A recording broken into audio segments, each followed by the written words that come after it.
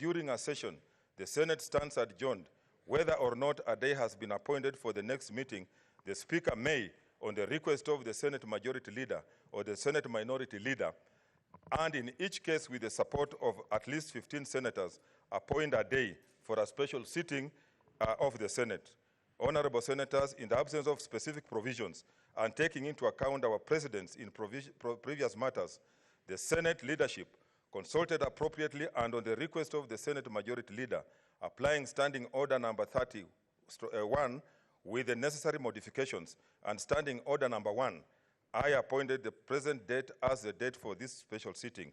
I have directed the Procedure and Rules Committee to give careful consideration to this matter as they propose amendments to the standing orders. In terms of the way forward, Standing Order 75-1B of the Senate Standing Orders gives the Senate two options on how to proceed with the matter. The Senate may, 1, by a resolution, appoint a special committee comprising 11 of its members to investigate the matter, or 2, investigate the matter in plenary. In the present case, honorable senators will note that at order number 2, the Senate Majority Leader will give a notice of motion for the establishment of a special committee, and the motion thereon is listed in order number 5. Should this motion be carried, the special committee will be required under Section 33(4) of the County Government Act 2012 and Standing Order number 75(2) of the Senate Standing Orders to investigate the matter and to report to the Senate on whether it finds the particulars of the allegations against the governor to have been substantiated. 13. If, however, the motion for the establishment of a special committee does not pass, the Senate shall proceed to investigate and consider the matter in plenary, and in that event, I will appoint the date on which the Senate will sit in plenary to hear and dispose of the matter.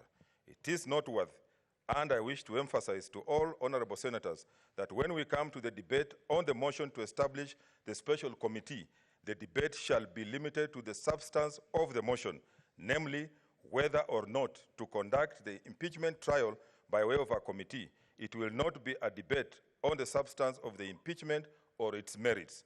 In that debate, therefore, no matters relating to the substance of the charges or the processes undertaken will be admissible. Honorable senators, I wish to emphasize that the Senate stands in the place of a trial court in this matter and is not itself either as an institution or an individual senators party to the matter. Therefore, following the conclusion of this communication, we will proceed immediately to the next order, which will be a motion, and then thereafter there will be reading of the charges. Upon the reading of the charges, I'll also wish to draw your attention that it will not be possible to entertain any question or debate either on the substance of the charges or the processes so far undertaken or to be undertaken. These are all matters for the trial. Honorable senators, as has been stated on previous occasions, the hearing of charges for the proposed removal from office of Governor Waititu is one of the most important functions of the Senate under the Constitution, and I therefore will urge that we exercise the highest level of responsibility on this matter. I thank you. Next order. What's your point of order, Senator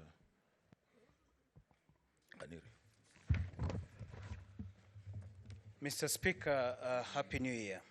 Happy New Year. I appreciate the communication that you've just made from the chair. But I have a lot of concerns, Mr. Speaker, which I think we should address as a House before we move on to the motion of whether we are appointing a committee or looking at this matter as a House. Mr. Speaker, the Senate of the Republic of Kenya has a very good reputation, and we all know this, and we've worked so hard to give this House a reputation. And out there, we are known as the House that upholds the Constitution. We strictly adhere to our standing orders, and we also follow the rule of law. Mr. Speaker, I do not want a situation where we will embark on this process and then eventually the process is negated or rather invalidated by the courts. You've raised the matter in your communication, but you said you'll make a brief comment on the matter. I don't think, Mr. Speaker, that is sufficient. We need to deliberate on this matter, and so that we can establish whether we are doing the right thing or not. Mr. Speaker, in my opinion, I think we are flouting our constitution, number one. And number two, I'm on a point of order, Leader of Majority. Mr. Speaker, he cannot raise a point of order when I'm on a point of order. Okay. Proceed. Yeah, let me express my opinion. Mr. Speaker, I think we are flouting both the Constitution and our own standing orders. Mr. Speaker, the Constitution, under Article 33, removal of the governor, provides that within 3 days, the Speaker of the County Assembly, within 3 days of passage of the motion of impeachment, the Speaker of the County Assembly will communicate the message to the Speaker of the Senate. The records that I'm looking at, Mr. Speaker, is that this motion of impeachment was passed on the 19th, and the communication to you was on the 23rd. That is number one. They did not act within the provided timelines that are there in the Constitution.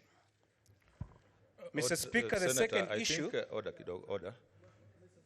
Yes, just a minute, yes. Just a minute, yes.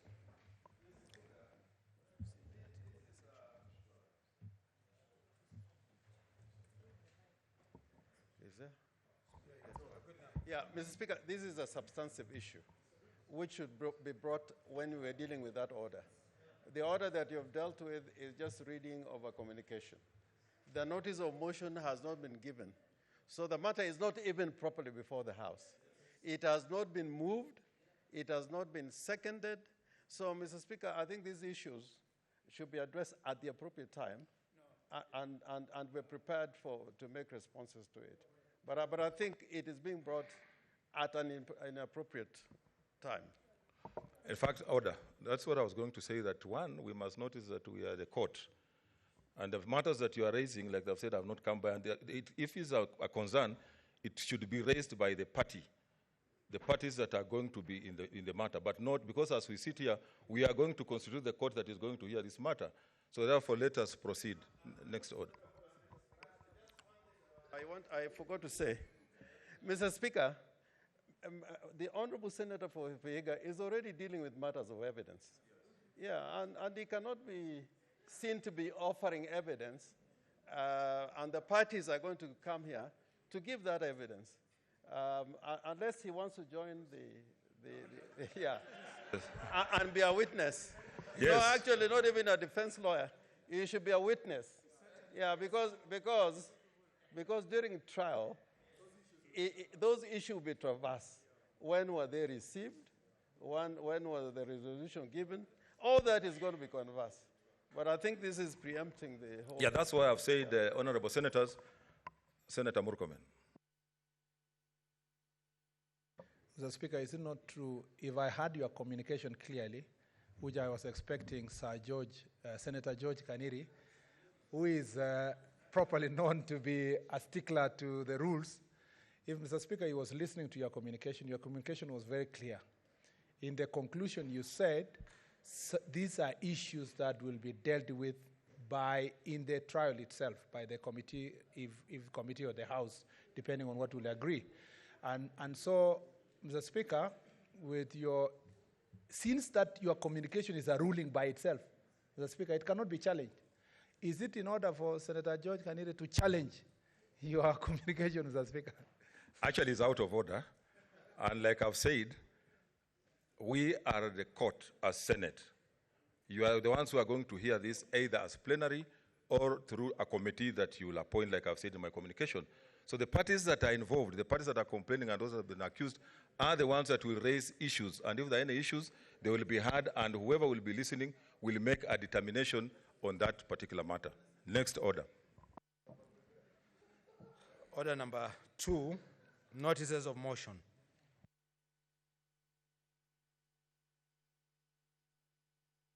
Leader of Majority.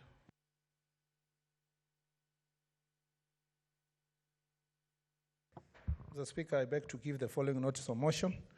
That aware that the Senate resolved to establish a select committee comprising of 9 senators to investigate the to investigate and establish the facts surrounding the leasing of the medical equipment in the now 119 beneficiary hospitals countrywide, appreciating that the mandate of the select committee lapsed on Thursday, 26th December 2019, regretting that due to heavy workload and sheer magnitude of assignment, the committee is yet to table its report in the House and require more time to conduct further and thorough inquiry into the subject matter of this mandate. Now, therefore, the Senate resolves to renew the mandate of the committee for a further period of 45 days to enable it to conclude its work and table its report in the House. I thank you, Mr. Speaker. Next, Leader of Majority, continue. Mr. Speaker, I beg to give this other notice of motion.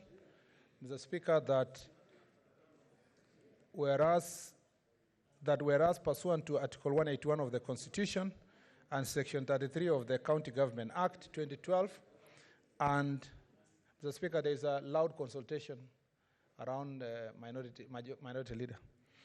Mr. Speaker, that whereas pursuant to Article 181 of the Constitution and Section 33 of the County Government Act 2012 and 19 December 2019, the County Assembly of Kiambu approved a motion to remove the office by impeachment the Governor of Kiambu County, and further whereas by letter reference number CAK/1/19/10 in bracket 24 dated 20 December 2014 and received in the office of the Speaker of the Senate on Monday, 23rd December 2019.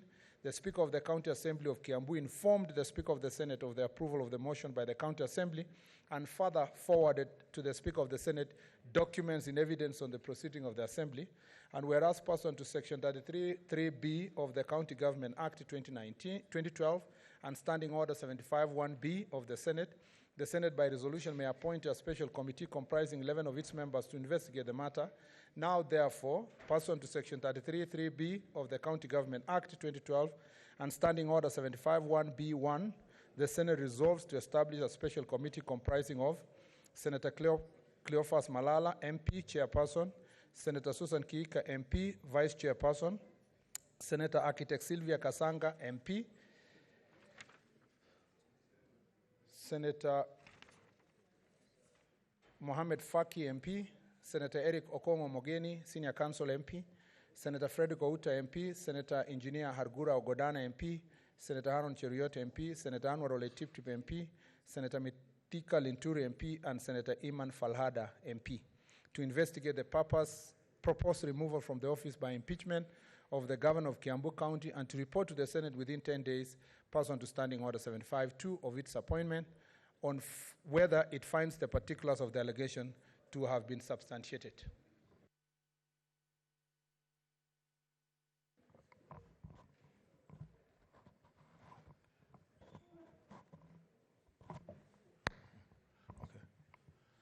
Order number 3, reading of the charges on the proposed removal from office by impeachment of Honorable Ferdinand Ndongo Waititu Babayao, Governor of Kiambu County.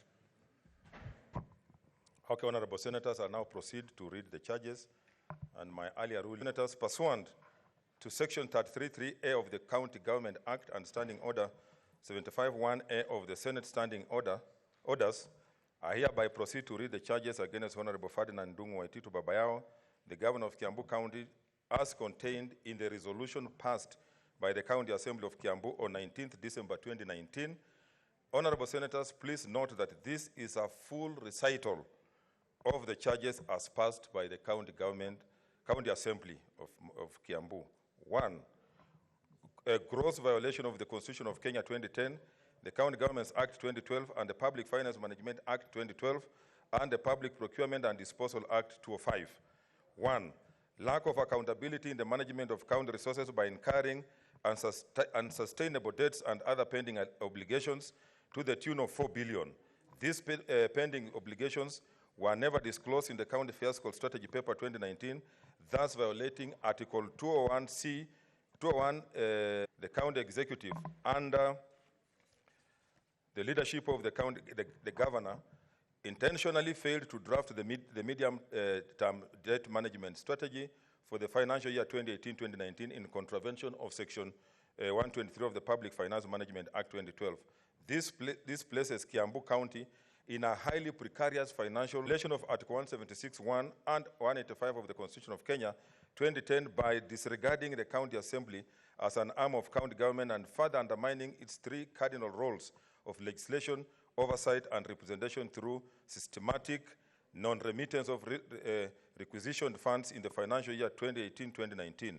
The Governor diverted funds intended for use by the Assembly to projects where he would obtain personal benefits through irregular procurement. This systematic crippling of the Assembly operations comprises the independence of this honorable House. This the spirit of mutual respect, cooperation, and consultation among all arms of government. Violation of Article 201A and D of the Constitution of Kenya 2010 that sets fundamental principles of public finance, and further Section 5 and 130, 1B, 1 of the Public Finance Management Act 2012. Violation of the Constitution of Kenya 2010, Articles 201A, D, E on principles of public finance, Articles 227, 1 of the Procurement of Goods and Services and Public Procurement and Disposal Act 205 by failing to adhere to the stipulated roads, transport, public works, and utilities budget of 1.4 billion in the financial year 2018-2019. The purpose of the irregular awards was not to provide public good roads, but was intended to enable the Governor obtain personal benefits through kickbacks. This has exposed the county to huge losses through potential suits for breach of contract and or pending bills. Further, it has exposed the county assembly members to ridicule in their wards where promises to repair, construct roads were made on promises from the Governor who had no intention of honoring the promises. 3, failure to establish the County Budget and Economic Forum as stipulated in Section 135 of the Public Finance Management Act 2012. As a result, the County Governor has sabotaged public consultation 15 of the County Governments Act 2012, as well as Article 10 and 201 of the Constitution that demands involvement of public in decision-making. The failure was deliberate to create an atmosphere of chaos to facilitate the blunder and loss of public resources. Senator, you may come in.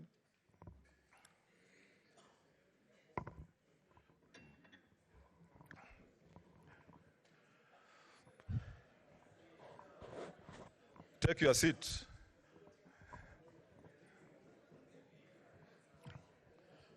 Two, crimes under the national law.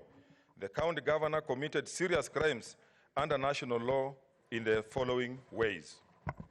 To property and Section 155 of the Land Act 2012, which bars unlawful acquisition and occupation of property through the forceful dispossession of Mrs. Cecilia Njoki Mbugwa, a widow of 2 prime plots of land within Thika municipality.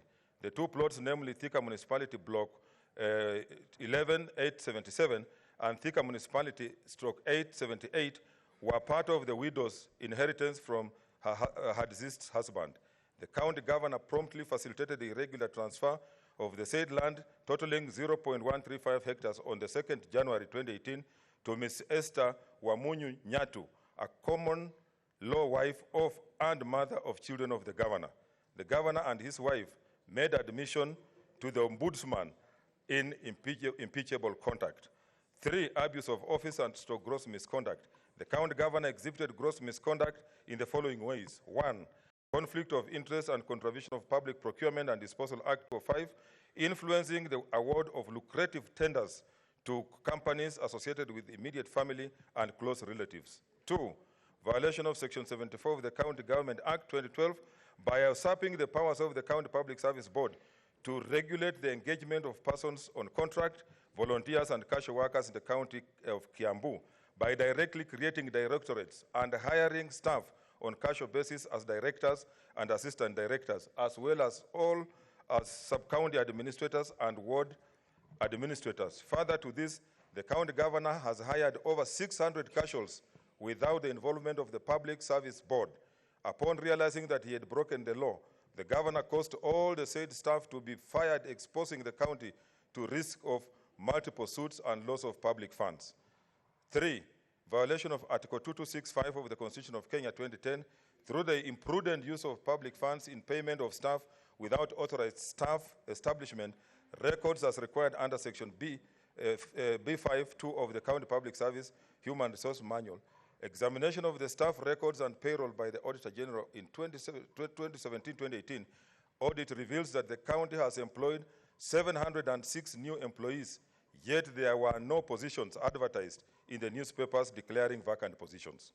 4, incurring outstanding wage bill above the expected threshold of 35% in contravention of Regulation 25(1)B of the Public Finance Management County Government Regulation of 2015. The statement of receipts and payment on wages and benefits for public officers serving in Kiambu County Government for the financial year 2017-2018 was 5.9 billion, while the actual revenue collected during the year under review was 12.6 billion, an indication that the percentage of wages and benefits of public officers to the total revenue was 47%. The net effect of the above audited scenarios is an unsustainable bloated wage bill. Therefore, revenue collected is used to finance wages instead of financing development projects that enhance service delivery and overall well-being of Kiambu County residents. Honorable Senators, that marks the end of the recital of the charges. I thank you. Next order. Order number 4, motion. Leader of majority.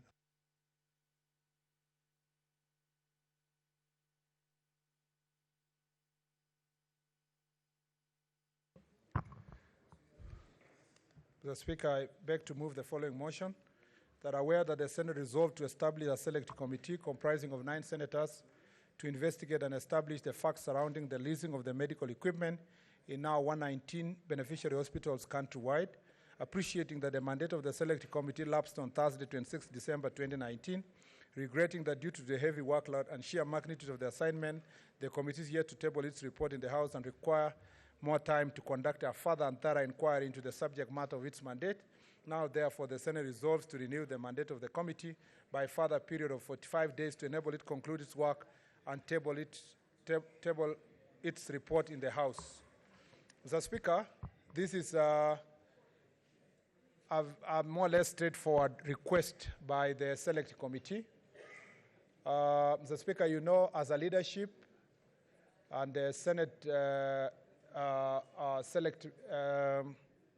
Senate Business Committee, we have seen the request. The request of the committee written to us, Mr. Speaker, is reasonable. And I want to say this.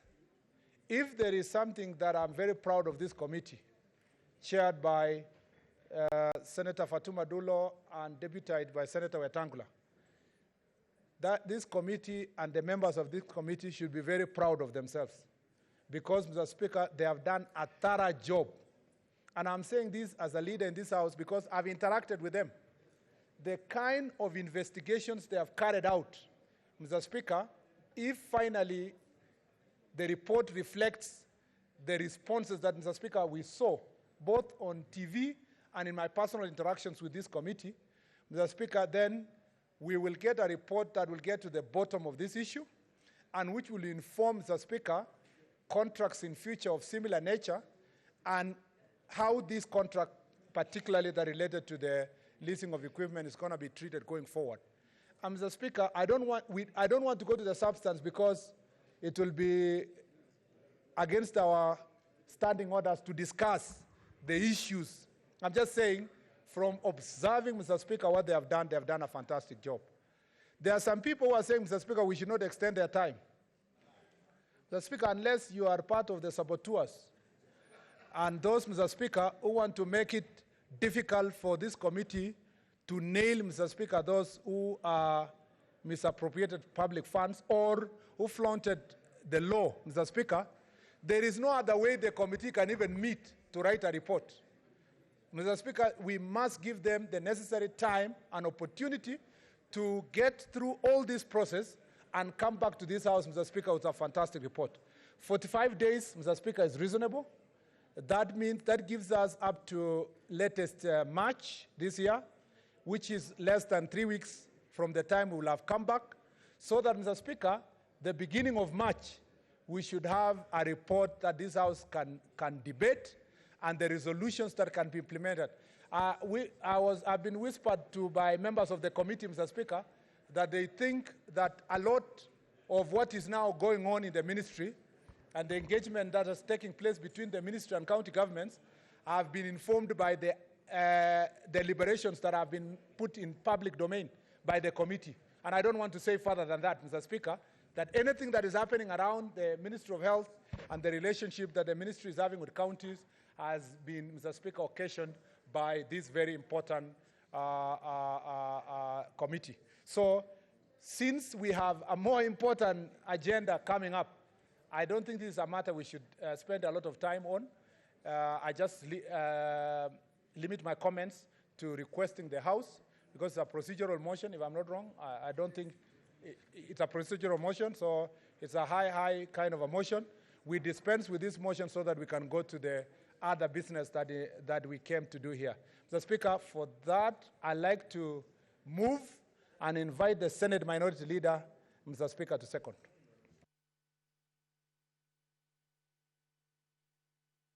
Speaker, since this is a procedural motion, I would not want to take a lot of time of the House, but I think the request is justified and is valid. And I think that the deliberations and the work of the committee that has been done in the eye of the public has been very impressive. And this committee, therefore, should be given opportunity to complete its work. And Mr. Speaker, having said that, I hope that as we extend the time for 45 days, they don't have to take all that 45 days. If they can do it in 10 days, so much the better. And therefore, Mr. Speaker, I beg to second. Okay, Honorable Senators, orders. I now propose the question, which is that aware that the Senate resolved to establish a select committee comprising 9 senators to investigate and establish the facts surrounding the leasing of medical equipment in the now 119 beneficiary hospitals countrywide, appreciating that the mandate of the select committee lapsed on Thursday, 26 December 2019, regretting that due to heavy workload and sheer magnitude of the assignment, the committee is yet to table its report in the House and requires more time to conduct a further and thorough inquiry into the subject matter of its mandate. Now, therefore, the Senate resolves to renew the mandate of the committee by a further period of 45 days to enable it to conclude its work and table its report in the House.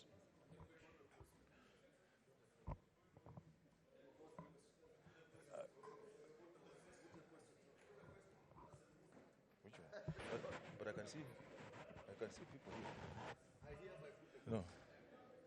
No.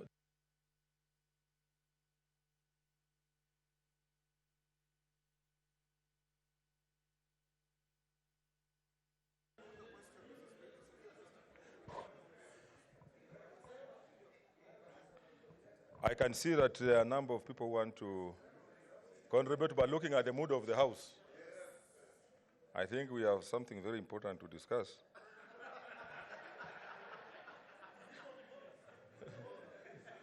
It is important, but we have something more important. Okay, I now put the question, which is that aware that the Senate resolved to establish a select order,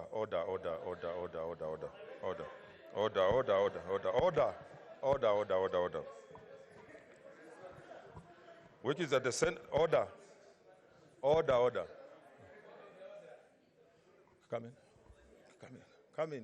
Come in, senators.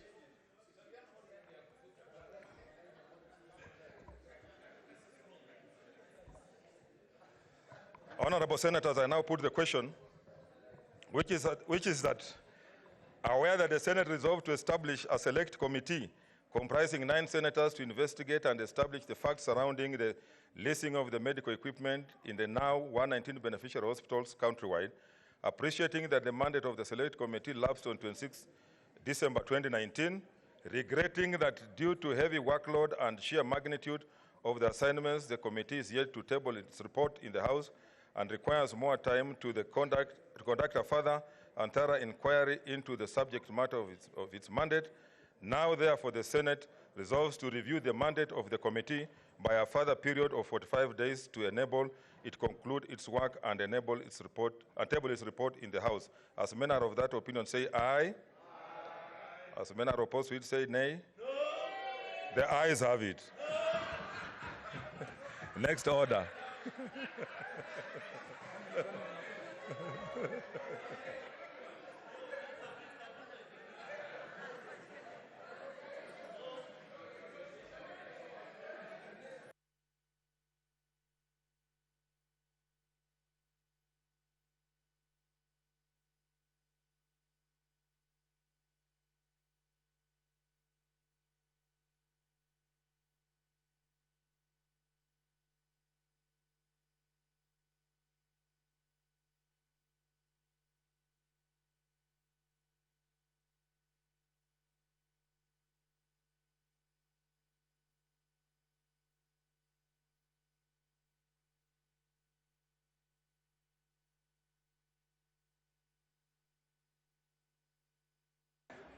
Okay, next order.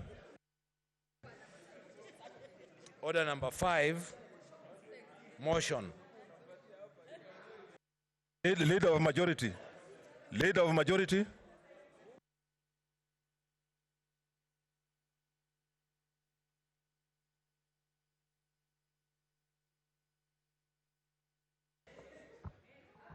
The Speaker, there is a lot of excitement in the House. Order, members, I know it's the beginning of the year. Yeah. And we have missed each other, so, but let's consult in low tones. Leader of majority, proceed. To be fair, Mr. Speaker, to the Health Committee, I think their main concern was that this Select Committee, they were justified initially to take longer in the same subject matter. That's why they wanted their voice be heard. But that issue can be canvassed outside the issues of the chamber. Mr. Speaker, don't scoop.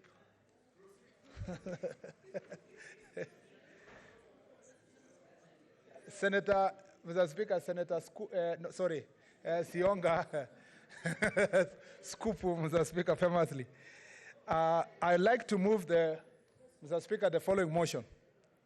That whereas pursuant to Article 181 of the Constitution and Section 33 of the County Government Act, 2012 on 19 December 2019, the County Assembly of Kiambu approved a motion to remove from office by impeachment the Governor of Kiambu County.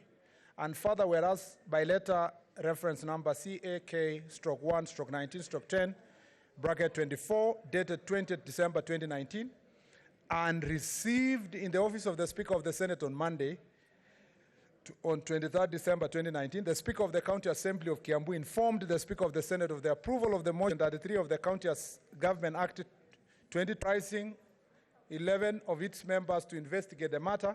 Now, therefore, pursuant to Section 33(3)(b) of the County Government Act, Cleophas Malala, MP, Chairperson, Senator Susan Kiika, MP, Vice Chairperson, Senator Architect Sylvia Kasanga, MP, Senator Mohamed Faki, MP, Senator Eric Okongo Mogeni, Senior Counsel, MP, Senator Frederick Outa, MP, Senator Engineer Argura Godana, MP, Senator Aaron Cheriot, MP, Senator Anwar Ole Tiptip, MP, Senator Mithika Linturi, MP, and Senator Iman Falada, MP, to investigate the proposed removal from office by the impeachment of the Governor of Kiambu County, and to report to the Senate within 10 days, pursuant to Standing Order 75(2) of this appointment, on whether it finds the particulars of the allegation to have been substantiated. Mr. Speaker, you have enumerated in your, Mr. Speaker, communication how we found ourselves in this situation that we are here.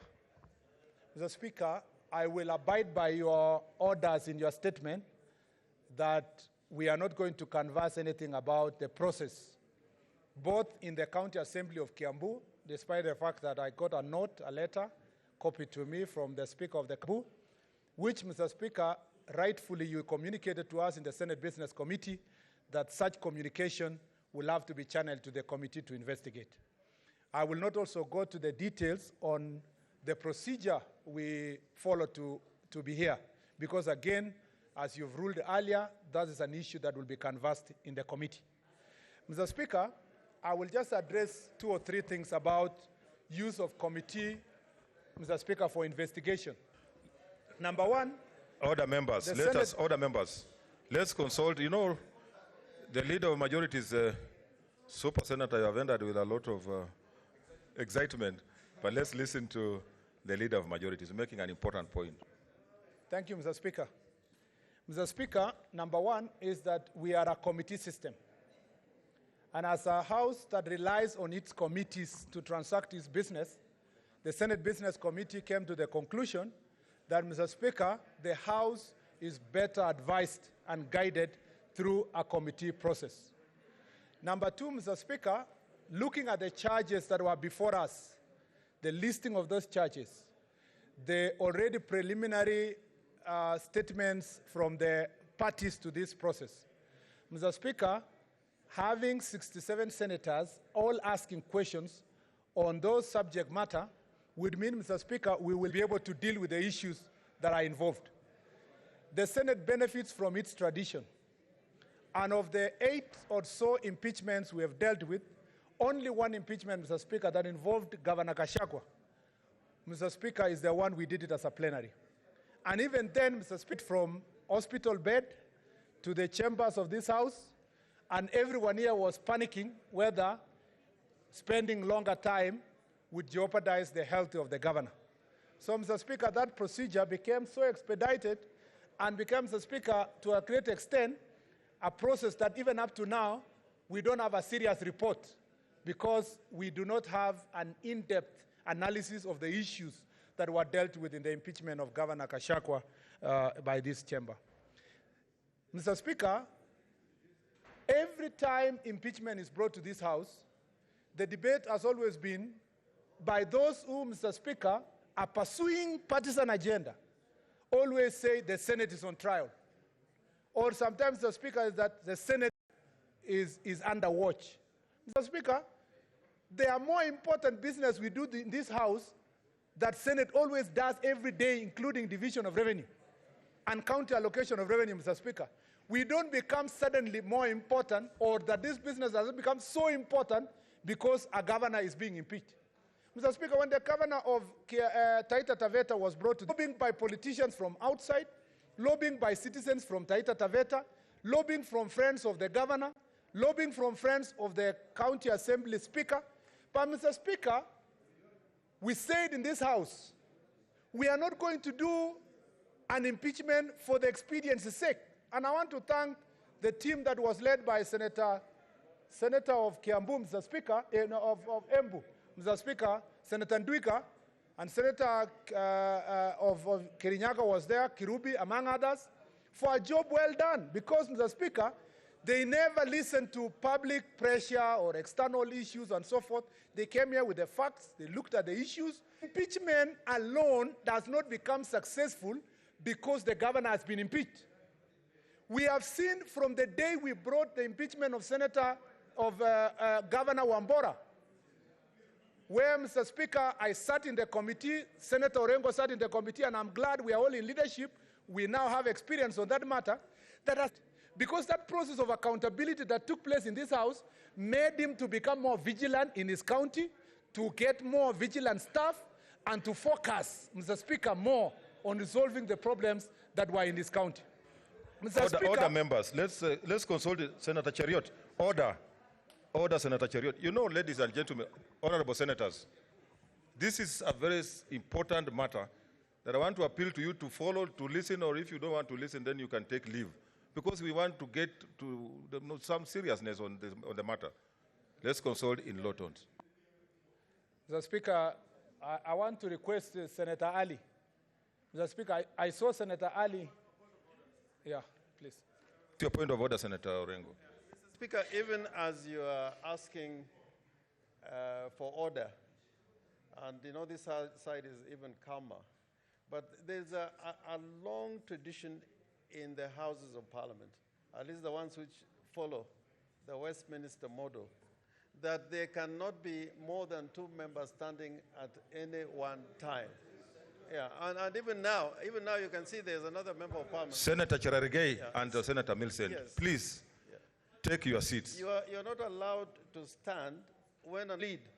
That these standing orders are not there for any reason, but to make sure that the debates are undertaken in a particular way that gives the Senate some decorum. Yes, Senator Wetangula, what's your point of order?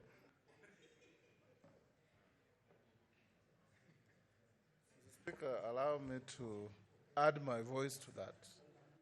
Mr. Speaker, this afternoon, this House is not sitting just in its legislative mandate.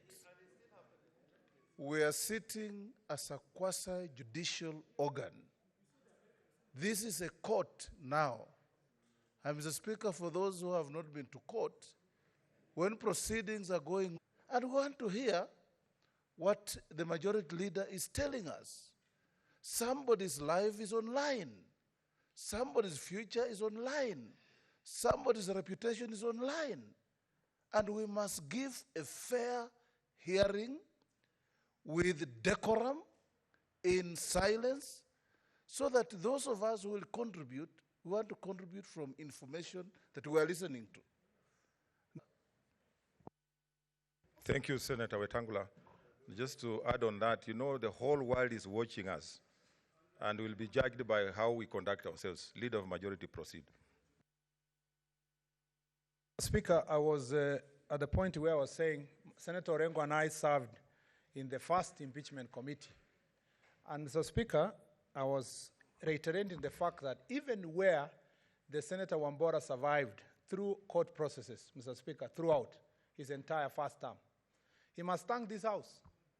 Thank this House because that process of accountability makes them wake up, Mr. Speaker, to the reality that things are not right in their counties, and Mr. Speaker are able to go and sit back and solve their problems with their counties and county assemblies. When the impeachment of Senator Honorable Chepkonyi in Kericho came, Mr. Speaker, he was not impeached finally by this House.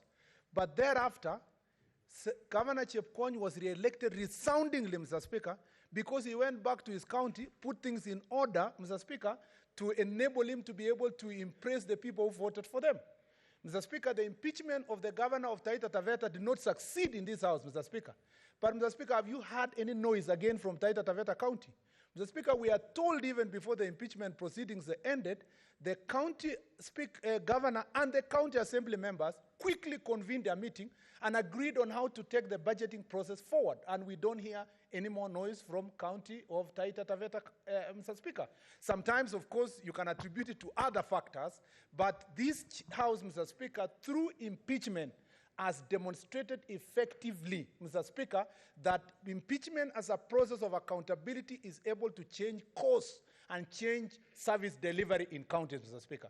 So, Mr. Speaker, we are saying here that we are not, as a Senate, we are not on trial from anybody. The people who come here are coming to meet a Senate that is united in resolution, Mr. Speaker, to deal what they want to do. Let me confess this. When the impeachment of the governor of Taita Taveta came to this House, Mr. Speaker, the governor and many other characters said, Mr. Speaker, Senator Murkomen has organized and planned, because he's the majority side, that he must be impeached because of other auxiliary factors. Mr. Speaker, this House has always stood firm on matters of accountability and devolution. And that every senator in this House is qualified, Mr. Speaker, to preside over any issue in this House, Mr. Speaker. Nobody is more special to the other. The only sometimes the preference we have is that because we have the advantage of having lawyers in this House, we usually try to say, out of the 11 members, at least 2, 3 of them should be lawyers to be able to understand matters of procedure. But every senator who went to school, who did not go to school, who studied architecture, engineering, who studied law, who studied whichever course, is qualified, Mr. Speaker, to preside over process of accountability of governance in this country. And they have met in this house, Mr. Speaker, there is no Jubilee, there is no NASA. There is no Tanga Tanga, there is no Kieleweke. This house, Mr. Speaker, is a house of Senate. This is a chamber of the Senate, Mr. Speaker. This is where we make laws, protect counties, Mr. Speaker, oversight counties. When we fought for money to go to counties, Mr. Speaker, there was no Kieleweke or Tanga Tanga or Jubilee or NASA. Every time we do these things, we rise to the occasion, and we are capable of, Mr. Speaker, trusting ourselves to push for matters that, Mr. Speaker, I am urging our members. What's your point of that order, as we Senator? move forward, Mr. Speaker. Leader, is a point of order.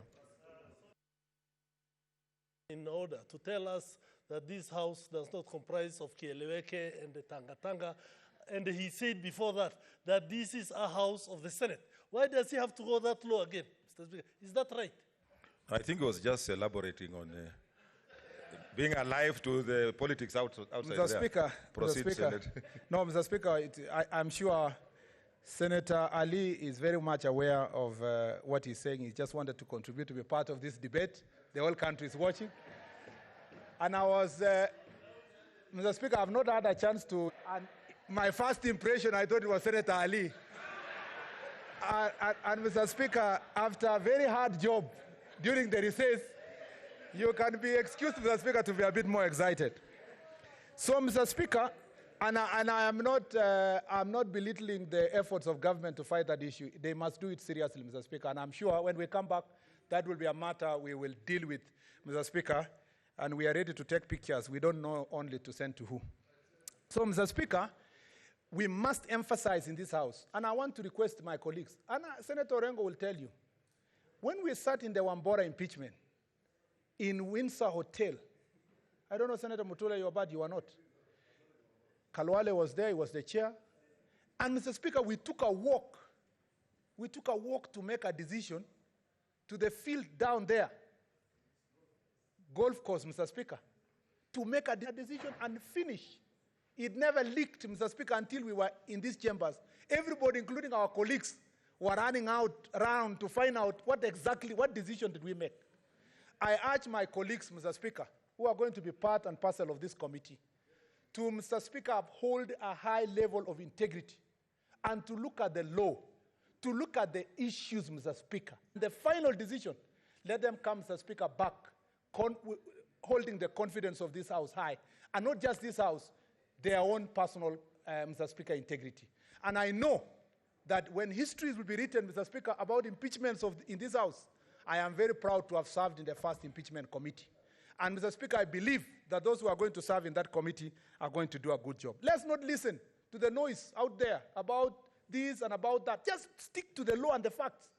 And, Mr. Speaker, guide this House to make a determination, Mr. Speaker, if need be, on issues that are within the law, Mr. Speaker, and rising above all these other parochial interests. And therefore, Mr. Speaker, I take exception. Although this House, we can't quote newspapers, Mr. Speaker, I take exception with those who are hurling. Mr. Speaker, this House must continue to follow its own standing order and procedures and hold itself in a high decorum when dealing with matters of that magnitude. Mr. Speaker, I beg to move and now therefore invite the Senate Minority Leader, who is the Senior Counsel, Mr. Speaker, Senator James Orengo, to second. I beg to second. And as I second, I want to refer to the annals of the Senate at the first impeachment trial by this Senate, to which the Leader of the Majority has referred. Mr. Speaker, during that debate, and the governor and the deputy governor was placed on the Senate.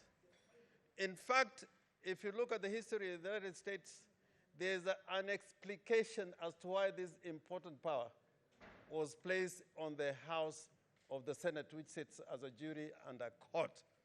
And Mr. Speaker, there is an impeachment process now that is going on in the United States, And part of the rules of the Senate is that during an impeachment trial, no senator is allowed to carry his mobile.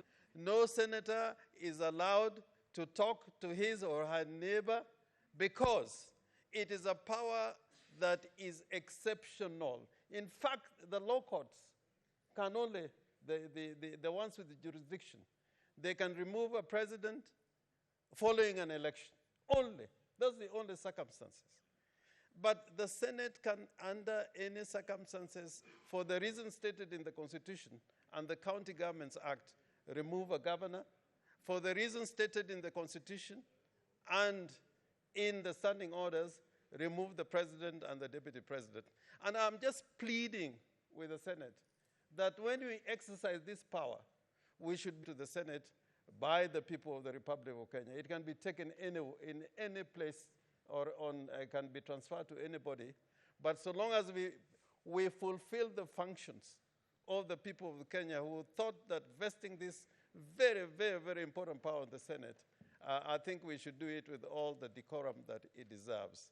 And therefore, Mr. Speaker, as I second this motion, I am convinced that the committee is going to do their work in regard to this particular motion on impeachment and removal of the governor of Kiambu.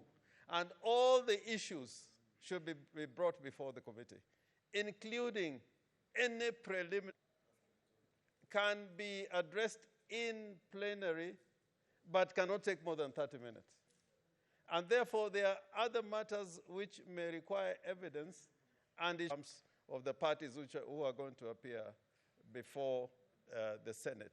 And therefore, Mr. Speaker, I would urge us, and I think this has been spoken, that because of the authority of the Senate and the integrity of the Senate over the period that we have had the Senate, especially the Senate that was created after the promulgation of the Constitution 2010, I think of impeachment and removal. And the difference is from other jurisdictions that we perform a dual role. We prosecute not in terms of taking the place of the parties before us, and we make the decisions. And the presiding officer, of course, is the Speaker of the Senate. And therefore, I would want the public out there. We have carried out our responsibility with integrity. And on this particular one, let it not be said that any particular issue or substantive, all those matters should be taken before the Senate. And Mr. Speaker, in conclusion, the communication from the chair. Mr. Speaker, the standing orders of the Senate flow from the Constitution, Article 124. In fact, in my view, the standing orders has got the same authority of, and they don't go through the first, second reading, but our standing orders also subjected to public participation. And in observance of those standing orders, Mr. Speaker, it is important to note that the standing orders are the ones which provide for what happens when the Senate is of the Senate, which is gazetted for public information. And Mr. Speaker, you do not have power to convene the Senate when we are out on recess. You can convene the Senate is by requisition of at least 15 members, which is triggered by the leader of the minority or the leader of the majority. And therefore, hands are tied. You need to be moved. You need to be triggered for us to convene. I know the statute says that, upon at that particular time, you don't have those powers unless that process is triggered by people are not looking at the law and the standing orders properly. And therefore, Mr. Speaker, with those remarks, I look forward to the committee doing the work with integrity, with decorum, and let the matter finally, hopefully, come before the plenary for debate and determination. Thank you, Mr. Speaker. Of the Constitution and Section 33 of the County Government Act 2012, on 19th December 2019, the County Assembly of Kiambu approved a motion to remove from office by impeachment the Governor of Kiambu County. 20th December 2019, and received in the office of the Speaker of the Senate on Monday, 23rd December 2019, the Speaker of the County Assembly of Kiambu informed the Speaker of the Senate of the approval of the motion by the County Assembly, and further forwarded to the Speaker of the Senate documents in evidence of the proceedings of the Assembly. And whereas pursuant to Section 33(3)(b) of the County Government Act 2012 and Standing Order 75(1)(b) of the Senate by resolution may appoint a special committee comprising 11 of its members to investigate the matter. Now therefore, pursuant to Section 33(3)(b) of the County Government Act 2012 and Standing Order 75(1)(b)(1), the Senate resolves to establish a special committee comprising of 1. Senator Cleophas Malala, MP Chairperson; 2. Senator Susan Kihika, MP Vice Chairperson; 3. Senator Architect Sylvia Kasanga, MP; 4. Senator Mohamed Faki, MP; 5. Senator Eric Ogo; 8. Senator Aaron Cheriot, MP; 9. Senator Anwar Oloitiptip, MP; 10. Senator Mithika Linturi, MP; and 11. Senator Imam Falahada, MP, to investigate the proposed removal from office by impeachment of the Governor of Kiambu County and to report to the Senate within 10 days pursuant to Standing Order 75(2) of its appointment on whether it finds. Thank you, Speaker. And first, on the communication that you have made, it's important that you clarified on the timelines. Mr. Speaker, maybe you're not aware, and I've now confirmed that senators do not follow Senator Murkomen on his Twitter handle, because immediately this impeachment happened, he advised the senators to cancel their holidays that we were going to say during Christmas, and I'm glad that we all defied. Otherwise, we'd have just sat here in Nairobi waiting for your communication. It's important for clarity, Mr. Speaker, because there's been speculation all over the place about the timelines. And that, therefore, Mr. Speaker, that clarity is important. I thought that in my own view, and speaking as a legal practitioner, I think that your ruling should be adopted by the committee and becomes part and parcel of the report, so that for future reference, if we need to amend the standing orders to offer that clarity is clear. 2, on the members, I'm glad that, I don't know the wisdom of the majority leader to find some of our colleagues, but it's a sitting in the committee, Senator Kihika, Senator Malala, people who have avoided these committees, I'm glad they're going to sit there just like the rest of the senators, sit until 3 a.m., write a report, possibly receive telephone calls or switch off their phones, something, because they have avoided these committees in my own view, and I think it's time. On the timelines, Mr. Speaker, in the proposals to amend the Constitution previously, we thought timelines of 10 days is too short. I'm not sure what they were thinking. I think they were avoiding 7 days, and they were avoiding 14. So they must have come to some element of a compromise for 10 days. But all of us who have sat in these committees can confirm that the timelines given on a case which set precedent as to the standards. In the Constitution, it's clear that in the 4 provisions of Article 181, any one of them is enough to impeach a governor. I hoped that in my stint in this Senate, 47 governors would be impeached, but I don't think it will happen.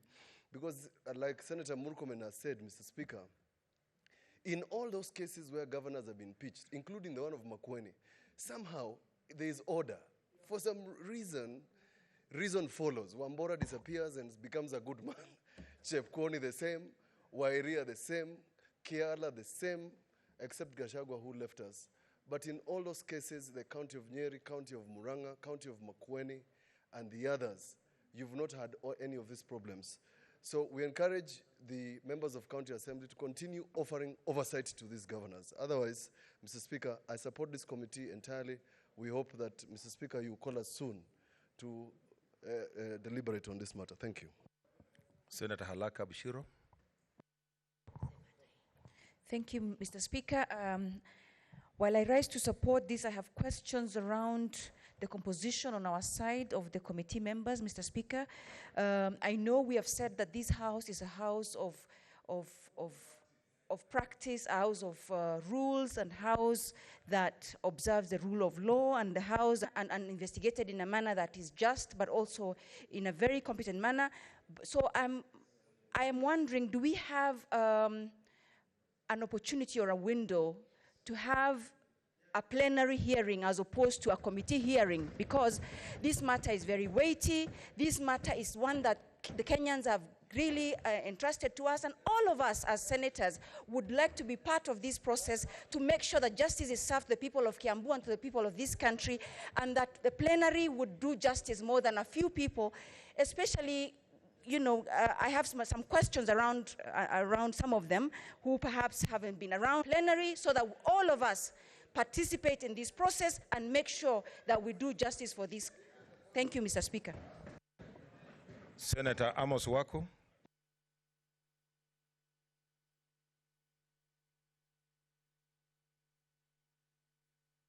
I may have to go there. Yeah. Thank you, Mr. Speaker, for giving me this opportunity to speak on this very important motion. This is one of the most important functions of the Senate as per our Constitution, although as it regards governance, it's conferred upon us under the County Governments Act. Mr. Speaker, sir, it is no coincidence, or it is a coincidence, that as we embark on this very important exercise, way there in the United States of America, they are also on this very, very day embarking on an impeachment trial of their president.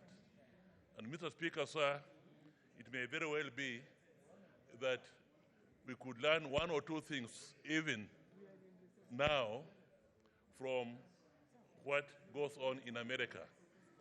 Mr. Speaker, sir, the previous senator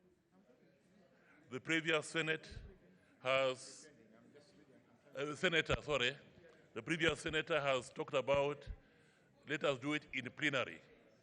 I know we have done so once before here in plenary, and I know that in America also, everything is done in plenary because of the importance of this work. So, Speaker, sir, the one thing that I think we should also copy from America, Mr. Speaker, sir, they are sworn in.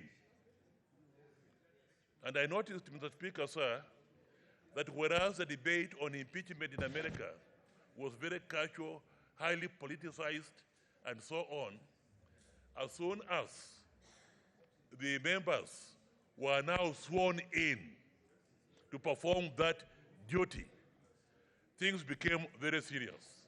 And even President Trump himself appointed additional lawyers to represent him and took the proceedings there a bit more seriously than he had done before. So, Mr. Speaker, sir, these are some of what the committee is going to go into.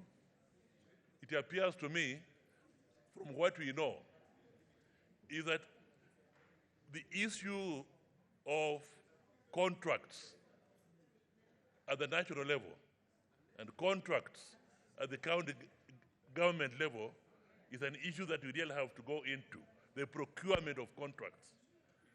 Because we all know that in most counties, the powers that be in that county, they could be related, they could be friends, political friends of the governor. So the allocation of contracts is skewed completely. And this, I want to commend the County Assembly of Kiambu for at least having brought this matter here for consideration. And I would want to appeal to the other county assemblies, because we know that the similar type of allegations that have been made against the governor of Kiambu are also the type of what we hear is going on in other counties.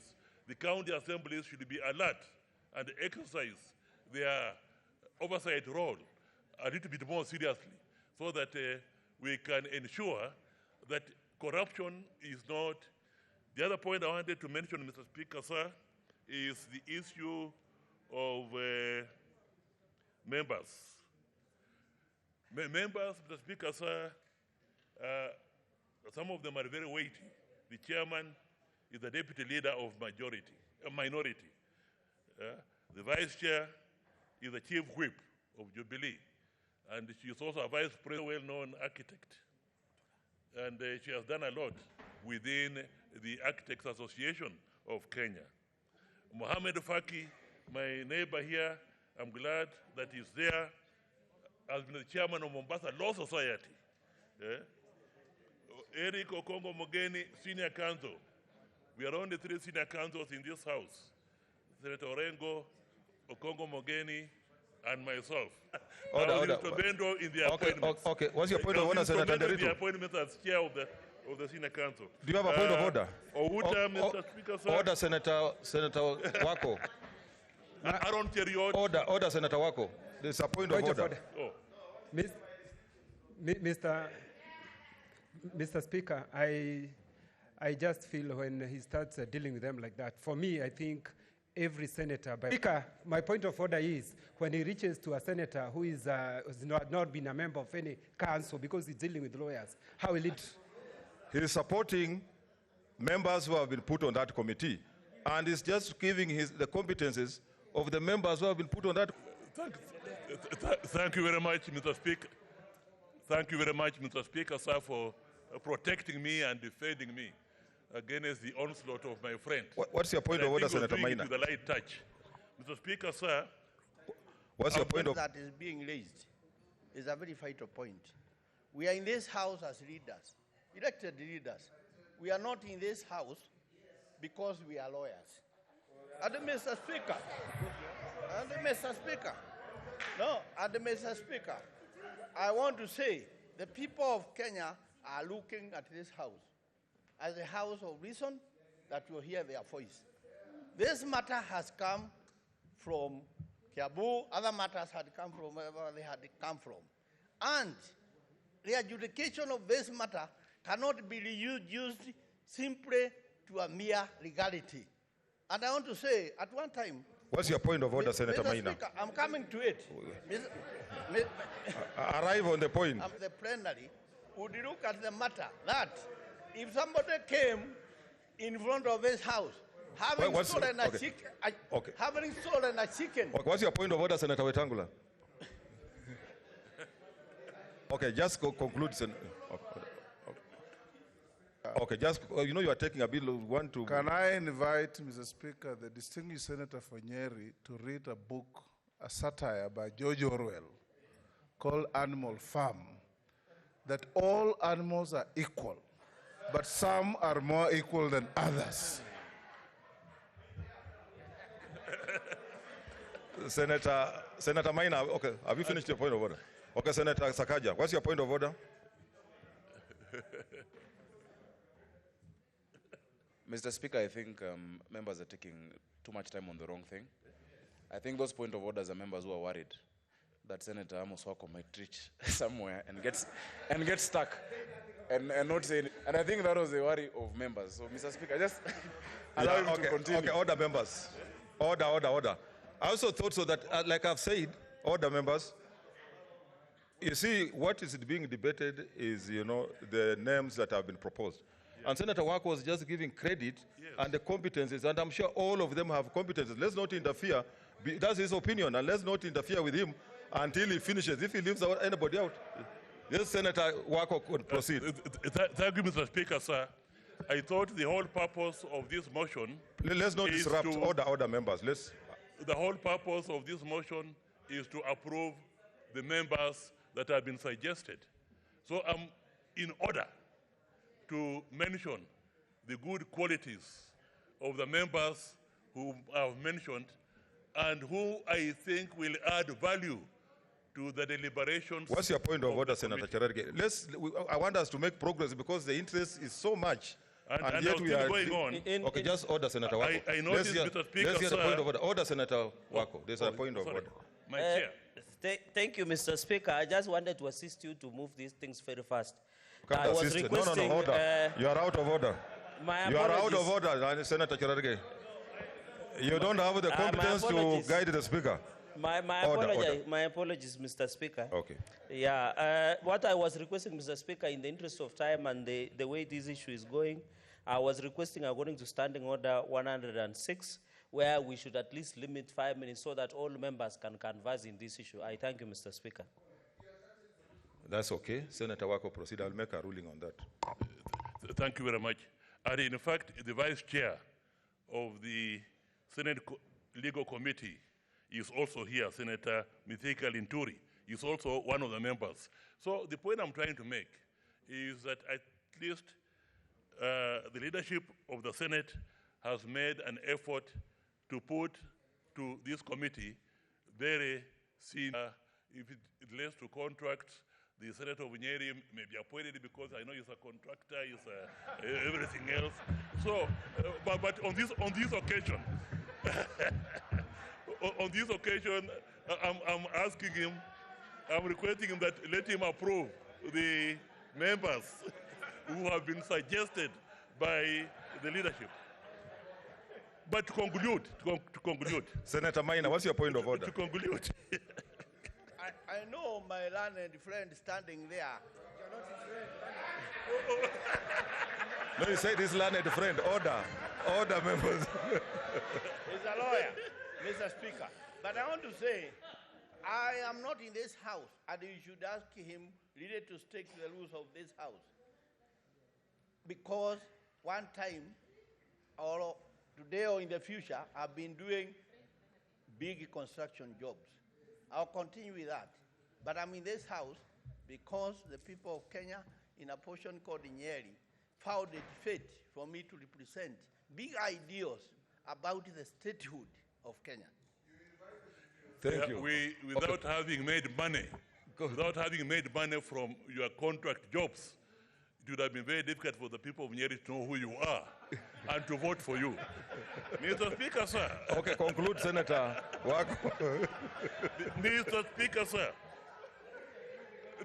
To conclude, I just want to mention to... What's your point of order, leader of minority? Mr. Speaker, it may be lost to the House, that, and because I know Engineer Maina very well, that actually he went to the same school that Amos Wako went to, which is Alliance High School. So he's not doing very badly. Okay, Senator Wako, conclude. Now, Mr. Speaker, sir, to conclude, this is a very serious mandate. And I would really urge and appeal to the members whom we are going to appoint this afternoon to embark on the discharge of their mandate with fairness and objectivity and applying the law to the facts. Do not bring in too much politics into the work that you are going to do. Do not just support somebody because he happens to be your friend if you are a member of this committee. You are a member of this committee because we are now entrusting you to discharge the most important work that the Senate must do. Borogisho Samuel.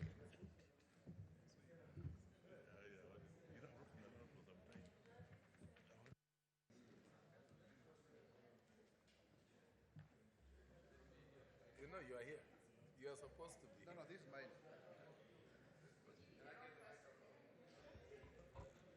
Senator Bogisho, you are not on the mic. It's not coming. I think you migrated to the wrong place. It's there now. Okay. Thank you very much, Speaker. The Speaker, it's a good day to say Happy New Year to all members. The Speaker, you have in your ruling said that we should not touch on the substance of the accusations. You have only said that we should rule on whether we are going to participate or do this in committee, or if there was an alternative, the plenary. In this case, the motion is about a committee. And Speaker, I have a lot of faith in the ability of this Senate to handle any situation, including, and Mr. Speaker, can I get your attention, Speaker?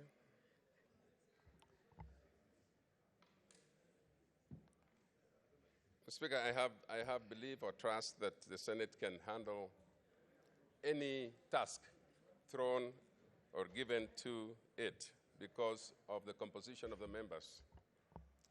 Speaker, if we were to convince everybody, I would say maybe the only thing we can do is to try and vote down the list and reconstitute the list of members. So that, Mr. Speaker, it may show a good mix. Speaker, if you took out, for example, if you took out the names from the other side, you took out the names from the other side and then left to the names on our side, the Jubilee side. Speaker, Jubilee is the one that is basically divided. Usually after names that the majority leader has brought here, called Tangatanga and Keleweke. What's your point of order, Senator, Leader of Majority? Mr. Speaker, I take great exception to the comments of Senator Pokisho, Mr. Speaker, who is a member of our caucus on this side, Mr. Speaker, even though he's not a member of Jubilee, and who, Mr. Speaker, is a chair of a committee, his party leader is a chair of a committee, the only other member is a vice chair of a committee, when a number of members of Jubilee are not even vice chairs of committee. So, Mr. Speaker, it's an insult on Mr. Speaker to make that kind of an argument, Mr. Speaker, on the leadership of this House on constituting committees. Senator Borgisho. Speaker, I didn't know what I said that could make the whole majority leader begin to recount who makes up committees. I have only said, Mr. Speaker, that given that side have selected theirs, on this side we can have issues, Mr. Speaker. And the issues on this side is just a painting. It's a painting. On this side, Mr. Speaker, there are teams called Keleweke and Tangatanga on this side. It's not on the other side. And so, Mr. Speaker, if that were the Order, Senator Borgisho. Please, honorable senators, order, Leader of Majority. Honorable senators, I want to appeal to order members. Order members. I want to appeal to you, honorable senators. Let us remain focused. Let us not stick to the list. Let's not drag these issues of funerals to this House and other forums. Please, I want to appeal to you. Let us look at the list. Let us stick to the point so that we are able to make progress. Just comment on whether you have a problem with the members, then make your comment, then we'll make a ruling. Speaker, I'm not the one who brought about the Keleweke and the Tangatanga. It's the majority leader himself. He brought it here. So, Mr. Speaker, I think it's only important that we... Senator Sakaja, what's your point of order?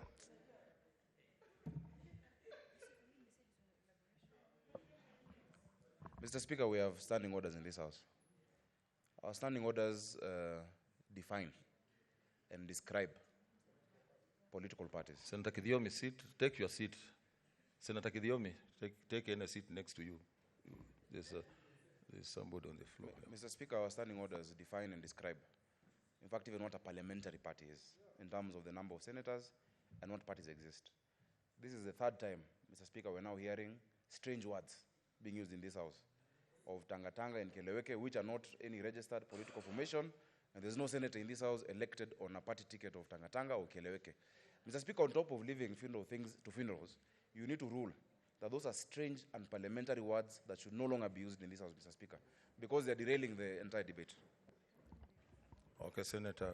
Mr. Speaker, I think the interference is just to show you, Mr. Speaker, that we are living in a reality and in denial. Speaker, Mr. Speaker, every weekend, Mr. Speaker, groups of people go out in those names. We know that happens. And so, what I'm saying, Mr. Speaker, basically... Senator Bogesho, assist this House to make progress. You assist on the politician. There's too much interference.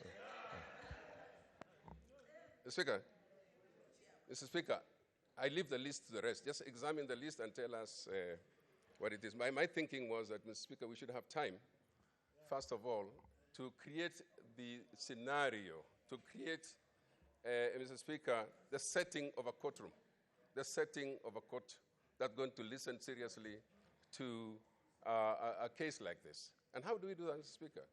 We still have time. Most of the people are new to this thing, new to this process. And some of them have been already given this task. They will have to need time, first of all, to understand the process, to understand how to actually determine cases. And so if that be the case, Mr. Speaker, I am of the opinion that we then expedite. And lots of these people, some of the people are going to need, Mr. Speaker, guidance. And in that regard, Mr. Speaker, 10 days being short as they are, we must then therefore, Speaker, take the first few days in that committee to orient people, Mr. Speaker, so that they can be ready to start a serious court situation. Mr. Speaker, I'm following the American impeachment of a president, which is very similar. And Mr. Speaker, 100 senators are going to sit in that impeachment. I don't even know why we think we cannot sit as a plenary. 100 senators are going to sit. We are only 67. We can do it. But it's not, in this case, the presentation, Mr. Speaker. The motion is about a committee. And so I only say, Mr. Speaker, let's be serious. Let's look at membership. Let's look at how it portends for us. If we agree that this is the people, we move forward. But, Mr. Speaker, let's live to the realities of the politics of our House, so that we know when we look at the list. And this wants the majority leader, minority leader, when you're selecting people, be in consideration as well, Mr. Speaker, of the way that we are perceived as a House. Thank you very much. Okay, because of a lot of interest now, the rest of the speakers, I'll give you 5 minutes each. Senator Wetangula.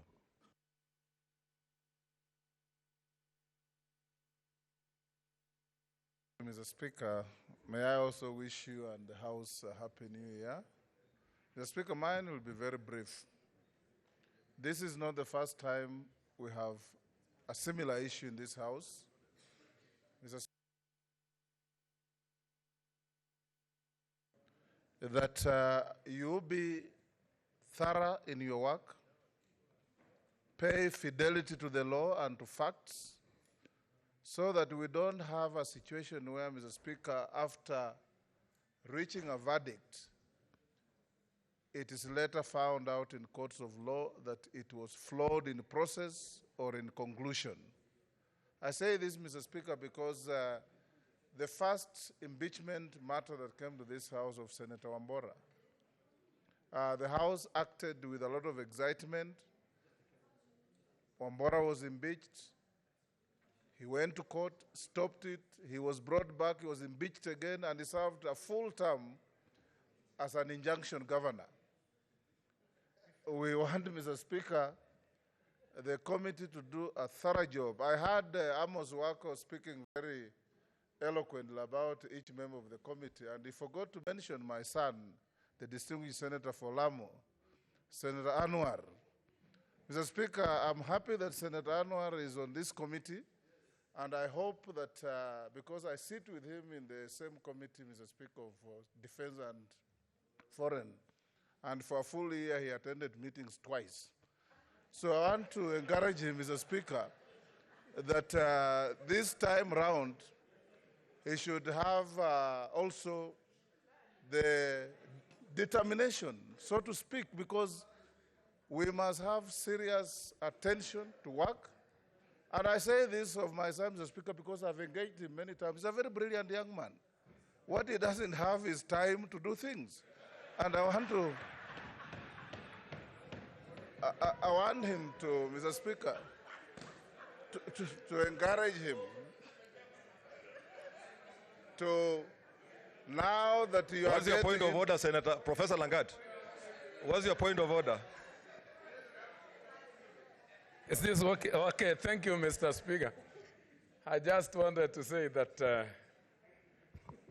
is it in order actually that our senior friend, Senator Wetangula, is almost at a point of condemning the senator with not knowing the challenges he has been facing up and including when he was in hospital. We are also in the same committee somewhere, and he has been rare with reasons. For instance, he was one time beaten by thugs, and he was hospitalized. Order, Senator. Senator, Professor. Order, Professor. Order, members. I think Senator Anwar is here himself. Don't cry more than, don't mourn more than the bereaved. If you had issues, you'd have risen. In fact, Senator Mr. Wetangula. Speaker, as I... Yes, Senator Khaniri, what's your point of order?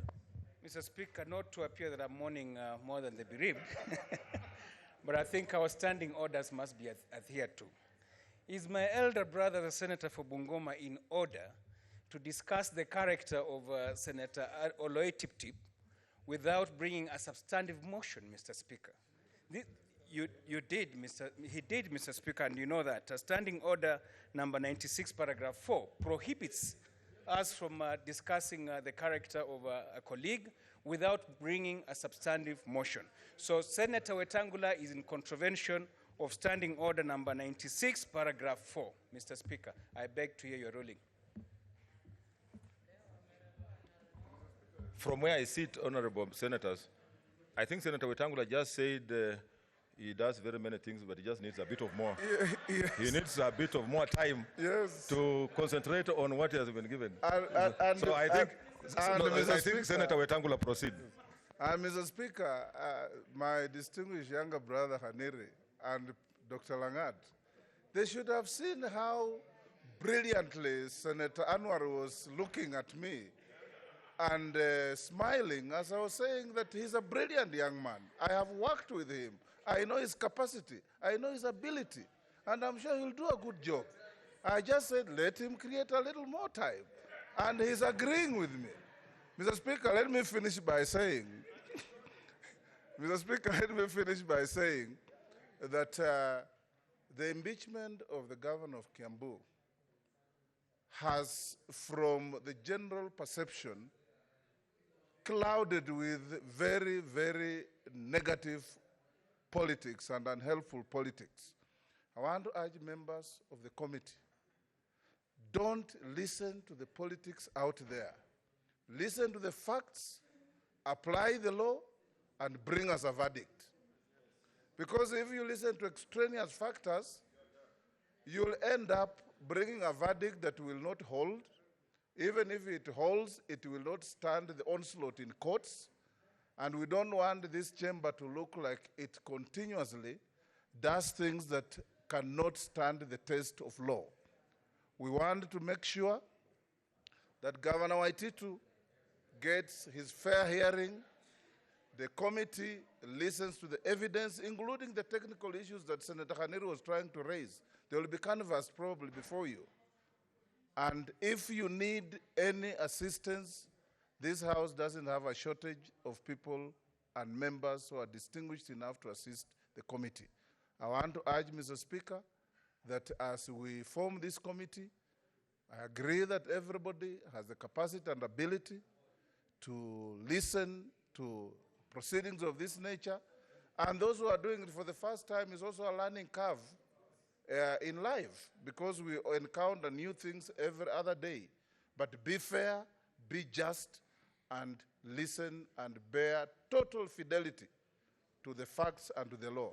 Thank you, Mr. Speaker. Senator Isaac Mwaura.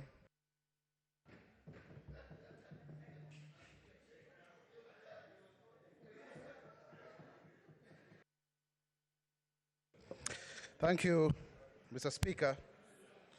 Mr. Speaker, from the word go, I would like to oppose this motion and say that order, members. We are living in very interesting times. Because, Mr. Speaker, we have to be recalled from recess to come and discuss about an individual who has allegedly, and in many ways, obviously so, stolen from the people of Kiambu County. Order. Mr. Speaker, Senator Mwaura, order. Somebody who came from Senator. Nairobi Order. and stole Kiambu money Order. and took it back to Nairobi, Senator, Mr. Speaker. Order. You are out of order.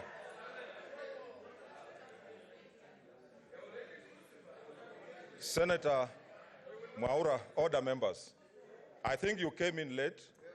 Please read what I said in my communication. Don't discuss matters.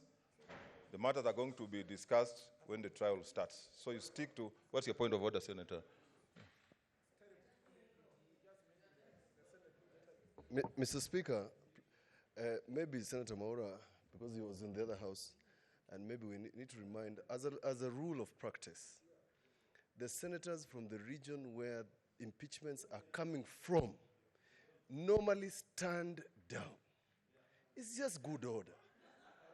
It's just good practice that you restrain yourself so that then you don't make us look like we are kangaroo court. So Senator Mwaura should be properly advised, just like everybody else has done where an impeachment comes from your county. We wait for the rest of the Senate to guide us. And I think it's out of order to start throwing sort of those accusations. Because today it's somebody else, tomorrow it's going to be you. You remember the advice of Senator Orengo. Please, Google it if you don't know where it is. Yes, Senator Wetangula, what's your point of order?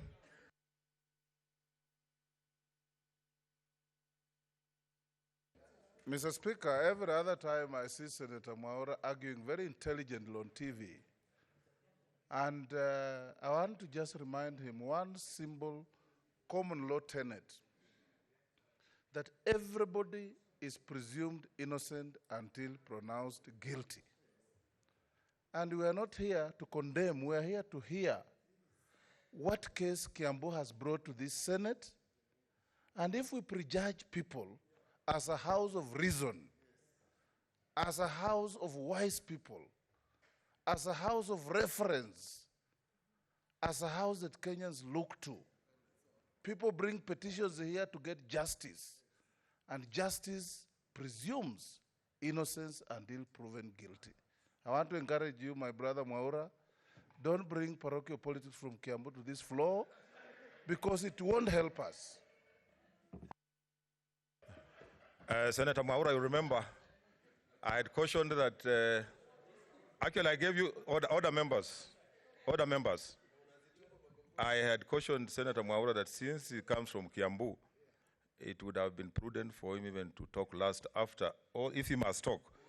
But I gave him the discretion, please stick to what my ruling was as a speaker. Thank you, Mr. Speaker. Mr. Speaker, I use the word allegedly. But because they're of the mob psychology, within the precincts of this august house, I think people didn't listen to what I said.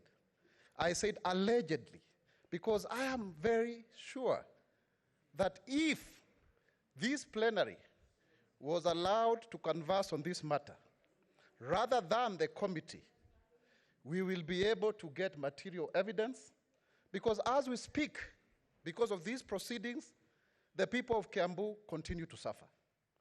There is no medicine in hospitals. Appointments cannot be made because of the lacuna in law. This matter is before the investigation of the ESCC. And the allegations so made are so gross as to occasion the non-service delivery of the people of Kiambu. Mr. Speaker, you know, when I was listening to Attorney General Emeritus, and when he was responding to the distinguished Senator for Nyeri, Ephraim Maina, he made an allegation that was quite telling. And he said that if Senator Kirinyaga had not made money through contracts, he would not have seen the inside of this august house. Mr. Speaker, those are very serious allegations. And remember, Mr. Speaker, let me have my time, please. You cannot be speaking all the time. Let Isaac Mwaura speak. Mr. The leader of majority always speaks. Okay. Can I have my time also to speak? He has a right to... But it's not about monopolization. He's on a point of order, I Senator need to Mwaura. speak. He's on a point of order. No, it's unacceptable. Mr. Speaker, I don't know if my colleagues listened to the submission of Senator Orengo, Senator Wetangula, senior counsel, even Senator Wako, who spoke at a length, that all of them avoided anything to do with the charges, the implications of the charges, the conclusions that there is a relationship between the charges and any other issue happening anywhere in this country. Mr. Speaker, and we try to guide the House as lawyers, Mr. Speaker, and in real honesty. This motion is about establishment of a committee and what the committee is going to do. It's not about what the charges mean and the implication of those charges and who has been charged. And so, Mr. Speaker, if you can guide all of us to stick to that process, we will then not look like we are running amok in the eyes of the public. Okay, Senator Mwaura, please stick to what I've said. Mr. Speaker, it's good to have point of orders, not point of arguments. I really want to say that personally, when I look at the process and the manner in which this matter has come to this House, already, because we are being told we should be guided by lawyers, and we have seen the CVs of members being displayed here. Personally, I'm very worried. I'm extremely worried about the meritocracy that was used, and Senator Pogisho has raised very important matters. What is it about? What made that we are not called on time? The issues that have been raised from Kiambu County have not been canvassed. Are we setting ground for this impeachment to fail so that the people of Kiambu... Okay. Senator Kajwang Moses. Mr. Speaker, allow me to welcome members back from the break. Allow me also to take this opportunity to convey my condolences to the family of Senator Kabaka, who are mourning their father. Allow me also to join the people of northern Kenya, who are suffering the locust invasion. And Mr. Speaker, I do hope that even though we are on recess, that you'll allow the Agriculture Committee to do something about this matter. Mr. Speaker, coming back to the issue before us, last night when my spouse heard that this matter was coming to the Senate, she said that that's the end of the matter. Senate has become very predictable. It has become unbelievable. Senate has become the place where people expect things to die. And Mr. Speaker, we have gone through a number of impeachments in this House. And if we continue to do things the same way, then we might not be able to get different results. Mr. Speaker, I do agree with the Leader of Majority when he says that Senator, impeachment in this House... Let's give each other some respect. I do agree with the Leader of Majority who has said that impeachment motions brought to this House have regulated the conduct of the state officers who run our counties. And I think an impeachment, the ultimate solution or end, the Senate does not always have to agree with the county assembly. But it provides an opportunity to examine the issues that are going on in the counties and to come up with resolutions that can help in improving issues in those counties. Mr. Speaker, I hear the concern of those who have proposed that this matter should be considered by plenary rather than the committee of the 11 eminent senators. Mr. Speaker, I've been through this. I've sat in a committee before, and I've sat in plenary when we are considering the matter of the governor for Nyeri. And I will tell you my personal view that a committee is much more efficient. Even in the US scenario, and perhaps the father of BBI will educate us on this, even in the impeachment of Donald Trump that begins today, the senators will not be arguing. It will be the House managers and the defense teams that will be discussing. So for the purposes of efficiency and to ensure that there is justice, we probably could consider adopting the committee route. I want to suggest two things that could enrich this. First of all, any member of this House has got the right to attend any committee proceedings. The only thing they don't have is the power to vote. And so I want to encourage as many senators as possible, if we indeed approve that we go through the committee route, that we attend those meetings, let us ask questions, we will not only be able to vote. Secondly, Mr. Speaker, I want to beg your indulgence on this. Many a times, when the committee find the allegations not substantiated, that is the end of the matter. It is only when the allegations are found to be substantiated that the matter comes before this House. I want to beg, pursuant to Standing Order number 1, and bearing in mind that this House has already processed the impeachment procedure bill and it is stuck in the National Assembly, that you allow, in the event, and I'm not saying that that is what is going to happen, in the event that the committee finds the allegations unsubstantiated, please give us adequate time for the committee chair and leadership to come back to this House and tell us the reason why they felt that the allegations were not substantiated. Mr. Speaker, finally, let justice be our shield and defender in this particular matter. It is disheartening sitting here and listening to names of political formations that are not parliamentary, and I do agree with Senator Sakaja. Mr. Speaker, let us remember that as the screens today and in the next couple of days will be on the Senate impeachment proceedings, there will be another parallel screen on the American impeachment proceeding. I believe that we have matured enough as a Senate, and I believe that we can set a good example, and I believe that at the end of the day, we'll also give members of county assemblies the power to go back and impeach the CCs and chief officers, because the reason why they have to impeach governors is because the power to impeach CCs and CEOs was taken away from them by courts of law. Mr. Speaker, I support. Senator Haji Farhia. Thank you, Mr. Speaker, sir, for giving me this opportunity. Mr. Speaker, first and foremost, I want to state categorically that I am objecting the process of having a committee deliberate on this matter. Mr. Speaker, the reason I'm saying this is that politics is about perception, whether you like it or not. And from the side where I sit, and I am sure even the other senators can notice, this list is from a specific side of our political divide. Let's be honest with each other. And if the process is not objective, the verdict, whether it is wrong or right, it is wrong from the beginning. Let us either change this list. It is a predetermined process. Let us either reject this list, change this list, and at least include 2 members from the other side so that the people feel confident that... Order, Senator Faria. Mr. Speaker. Hello. Mr. What's your point of order, Senator? What's your point of order? Senator Murkomen. Order, members. Mr. Speaker. Mr. Speaker. Order, members. Mr. Speaker, Senator Faria is a member of delegation of Nairobi County.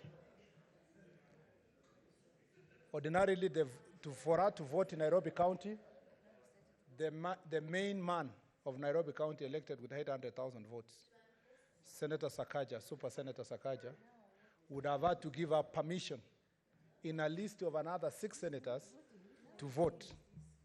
Senator Sakaja has made it categorical, Mr. Speaker, that in the team he leads as part of his delegation, and in the side where we are, Senator Sakaja, is not part of any side except the Jubilee Party, just like I am myself and many others. Mr. Speaker, is it in order for a member of our political party, who, Mr. Speaker, depends on the leader of delegation, Senator Sakaja, to apportion members to which side, Mr. Speaker, if themselves have not apportioned themselves?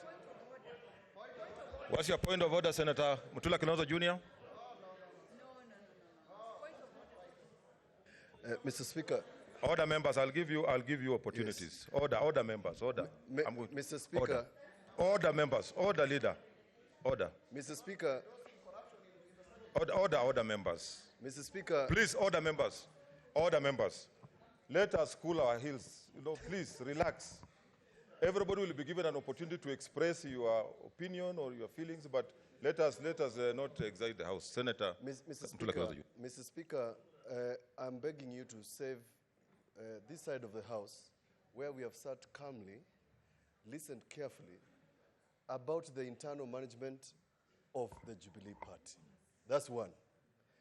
Mr. Speaker, this issue arose in the last session, and the Speaker issued directions that the internal issues of a political party are not matters of this floor. We cannot determine your internal issues on this floor. They cannot be brought on this floor. You should not bother us with them. And Mr. Speaker, you must be clear so that we can make progress. At some point, you can have a party caucus, fight, but don't bring it here. Thank you. What's your point of order, Wambua? Mr. Speaker, Point of order. Mr. Speaker, I hope you'll add my time because people are eating into my time. Order, Senator Farhia. Senator Wambua. Thank you, Mr. Speaker. Mr. Speaker, this morning, the senators from this side, we sat. When I say this side, this means where I am, okay? The minority side, Mr. Speaker. We sat and agreed on the list that was tabled before this House. The Speaker, it is our expectation that the debate that we are having today is about lists that have been agreed by both sides of the House. The Speaker, the issues of divides on the majority side, members belonging to certain formations and other formations. Mr. Speaker, we are not interested in those formations. We are interested in debating the list that was tabled before this House. That's the matter that we're discussing. Okay, honorable members, order. I want to say this, that both sides of the House have leadership. And if you have issues with the list presented by your leader, you have a right to caucus and agree on what you want. But don't drag the House into political party matters. I will not preside over that. So I want to caution that put your houses in order, and on this particular matter, you are going to have a choice to vote against or for the list presented here. That is where you will express what your feelings are on the issue. Senator Farhia.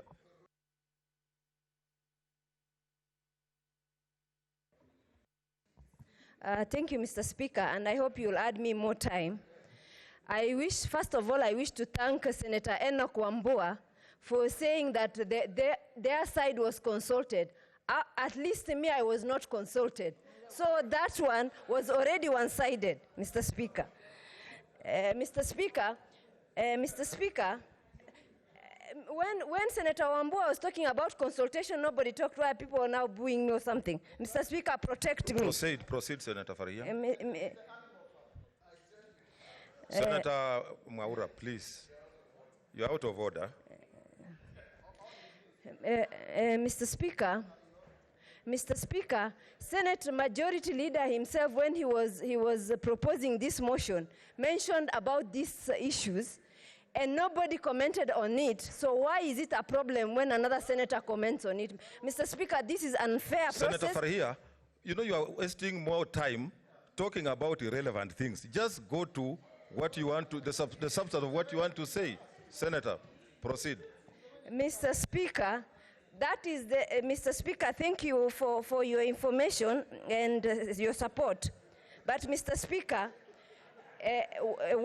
before I was interrupted, what I was saying is objectivity is important and confidence in the process is important. Some of us on this side, Mr. Speaker, are not happy with the list that was presented today. So for that reason, I object this list, Mr. Speaker, because some of us were not consulted the way the other side, everyone was consulted. Either let us have a meeting for Jubilee so that we can agree on the list, or let us have the whole plenary discussing this issue. Because this matter seems to be a predetermined outcome, Mr. Speaker, and we are not here to preside over, to rubber stamp a process that was already predetermined, Mr. Speaker. I thank you, Mr. Speaker. Senator Olekina.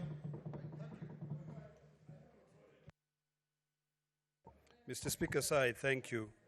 And I also rise to support the motion of establishing a select committee to be able to hear the matter of impeaching the governor of Kiambu. Mr. Speaker, sir, it's very interesting what we are witnessing. And I would like to request the honorable members, the distinguished senators from the majority side, just to be able to listen, because Kenya is watching. And like my colleagues had stated earlier, impeachment, there's someone's life is on the line.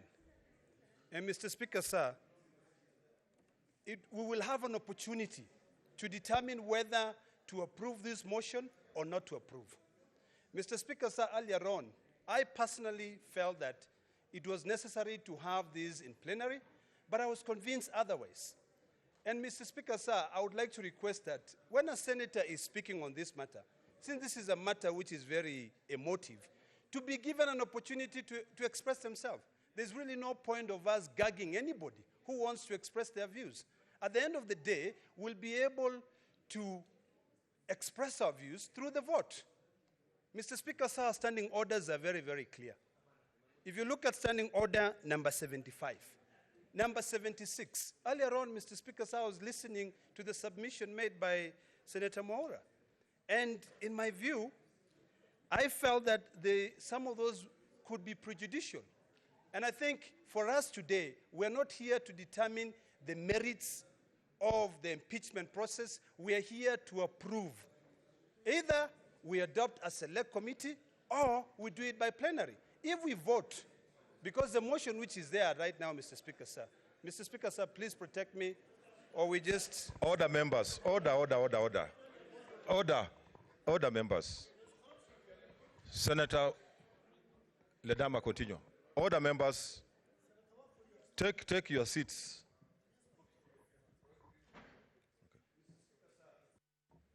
Mr. Speaker, sir, this is a very emotive matter. My views, my time is being interrupted by a lot of consultation. So my point is very clear. I just want to appeal to the members who have been elected, or rather who have been proposed to serve in this select committee. I just want to give them a piece of advice. Integrity is not bought. You either have it or you don't. This is a very important task. If this House approves you to serve in that committee, to be able to determine the matter of impeaching Governor Waititu, please do so through integrity. Don't allow anything else to be able to confuse you during the process. Please preserve the integrity of this House. The issues of Jubilee and the issue of independent candidate or member of the Senate or KANU, the majority side can be able to resolve that on their own. As far as we are concerned here, Mr. Speaker, sir, this is the House of Reason. And please, let us prove to the 47 million Kenyans that we stand for fiduciary responsibility and not personal interest or political party's interest. Senator Sakaja.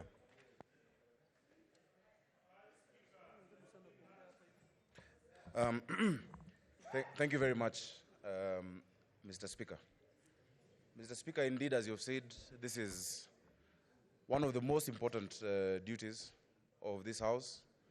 I've heard a senator saying that one person's life is on the line, or one person's career. Mr. Speaker, millions of Kiambu residents' interests are what are on the line. And Mr. Speaker, for this reason, and I wish I could have a copy of the standing orders. Mr. Speaker, for this reason, I want to say from the outset that I oppose this motion. I oppose the setting up of a select committee. And for the following reasons, Mr. Speaker. Mr. Speaker, first of all, even before going into the standing orders, I want to say that I have full confidence in the leadership of Jubilee in the House. In as much as in many respects, I don't agree with the leadership in Jubilee, sometimes even with the leadership in ODM, in ONASA. I don't agree with some of the actions. Mr. Speaker, I've said it publicly that I don't agree with our leadership in this House representing governors, for instance. That is my opinion.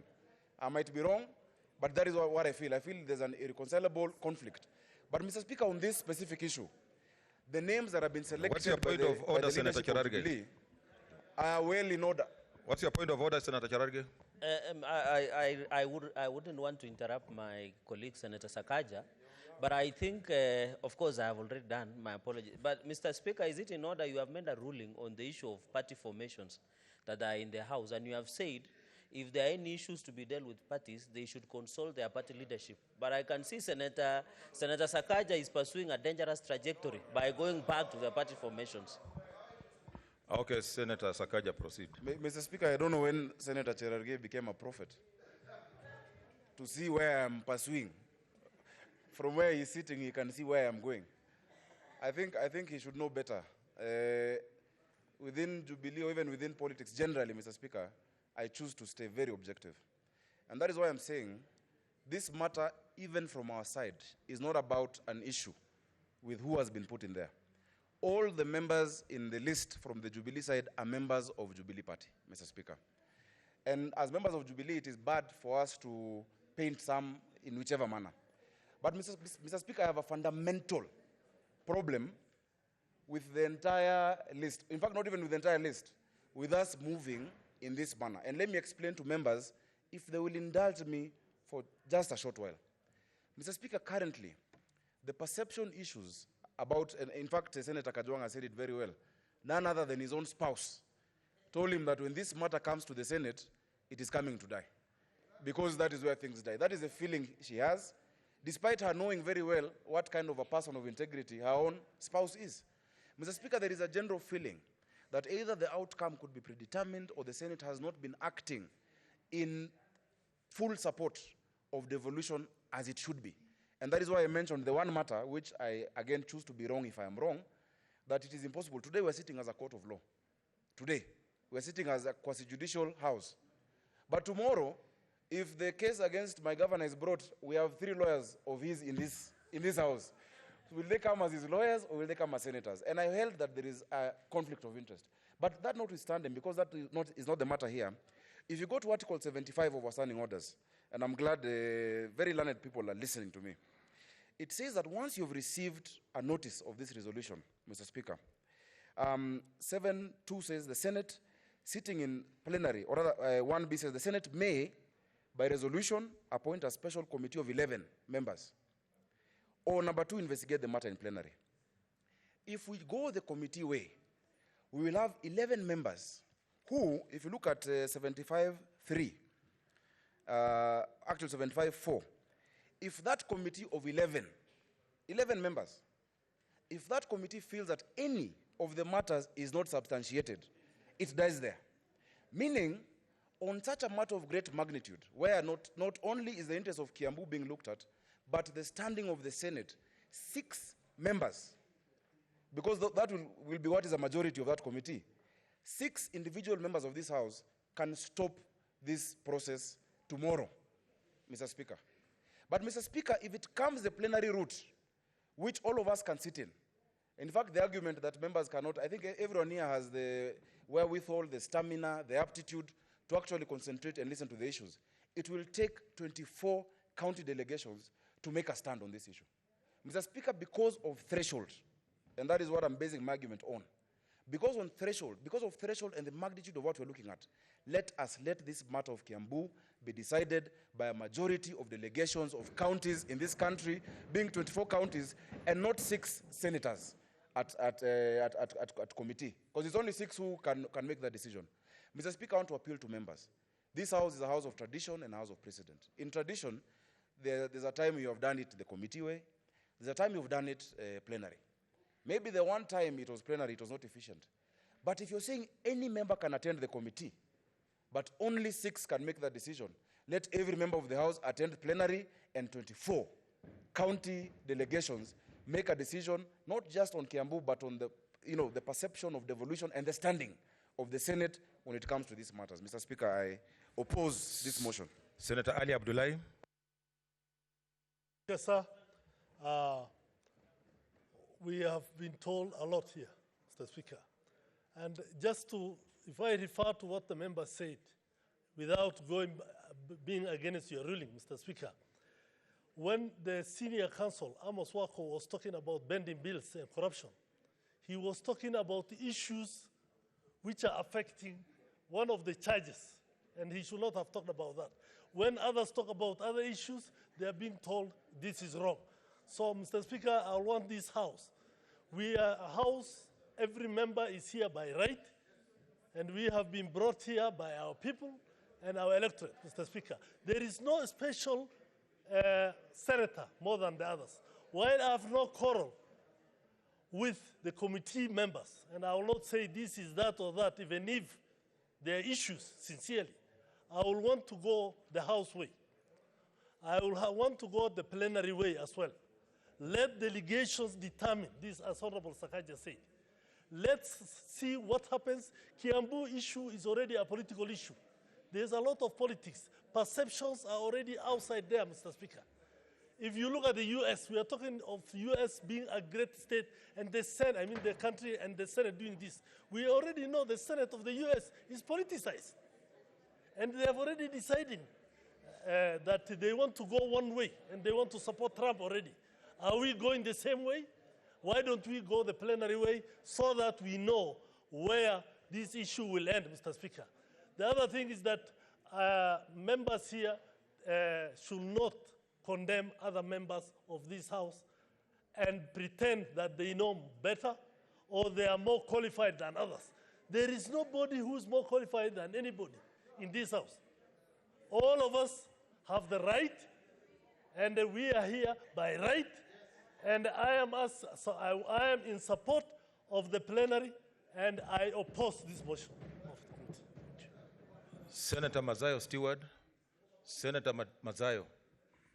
Senator Mazayo Stewart. So, wakati wengine wetu. Asante Bwana Spika kwa kunipa muda na mimi kuweza kuchangia. Bwana Spika, leo tumeweza kuangalia wale ambao wamechaguliwa kuketi katika kamati. Nafikiria muda huo uko hivi sasa. Wale watu waliochaguliwa ama wale maseneta ambao wamechaguliwa kuchunguza hali ya ufisadi unaoendelea ama ulioendelea ama mambo ambayo hayafai kutekelezwa ndani ya kaunti ya Kiambu. Leo wamepewa nafasi ama leo watapewa nafasi tukiwa tutajadiliana ili kuona ya kwamba wale ambao wamechaguliwa waketi katika hiyo kamati watekeleze wajibu huo. Bwana Spika, hawa wote waliochaguliwa ni maseneta. Na hakuna seneta aliye bora ama aliye bingwa zaidi ya seneta mwingine. Bwana Spika, kila seneta hapa ana uwezo. Na wote waliochaguliwa kama vile alivyosema mkuu wa sheria wa aliyestaafu ni kwamba wote hawa waliochaguliwa wako na uwezo wa kuketi na kuamua kesi hii. Kulinganishana na sheria zetu za hapa Senate, our standing orders, zinasema ya kwamba kila seneta ana uwezo wa kuketi ndani ya kamati yoyote atakayokuwa amechaguliwa akae.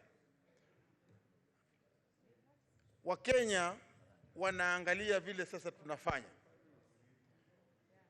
Katika lile bunge la 12,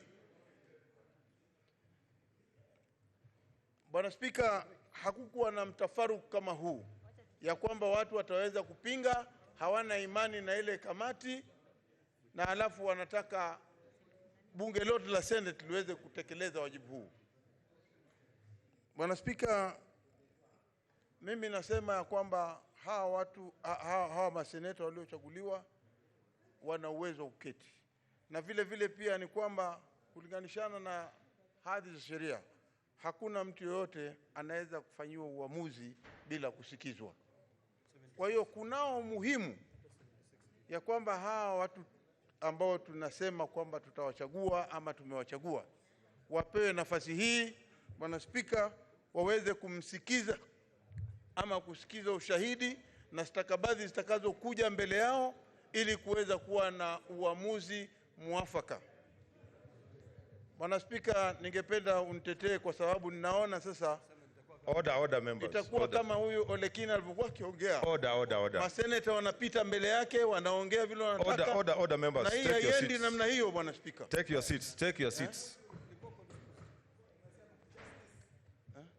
Yes. Bwana Spika, lazima heshima ndani ya Senate iweko. Kwa hiyo mimi nataka kusupport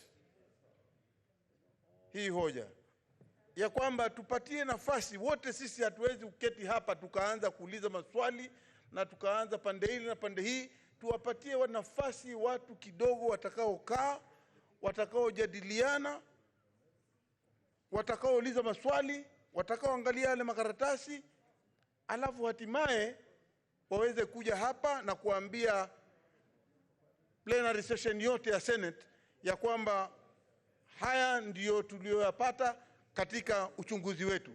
Jukumu kubwa, Bwana Spika, hata wakileta hiyo ripoti hawa watu 11 ama hawa watu 6 wakisema kwamba wameua, lazima hii bunge la Senate lina haki ya kuuliza ni kwa sababu gani mmeua hii. Na kama hatukutosheka, tutawaambia sasa kaeni kando, tutachukua kamati nyingine. Kwa sababu, Bwana Spika, naona mtafaruku ambao hautatupeleka kwa njia ya kisawasawa. Sisi tunasema ya kwamba ikiwa kama bunge la Senate lote liko hapa, alafu wakileta ripoti, sisi tutaichambua ile ripoti yao, kujua yale yote walioyasema, yale yote stakabadhi watakazokuwa wanasema, tutakuwa tuko nazo. Na tutaangalia na tutajua kama kuna ukweli ama hakuna ukweli. Kwa hiyo hakuna hofu kabisa kuwa na hii kamati ya hawa watu 11 kuweza kuangalia kwanza, alafu kuleta.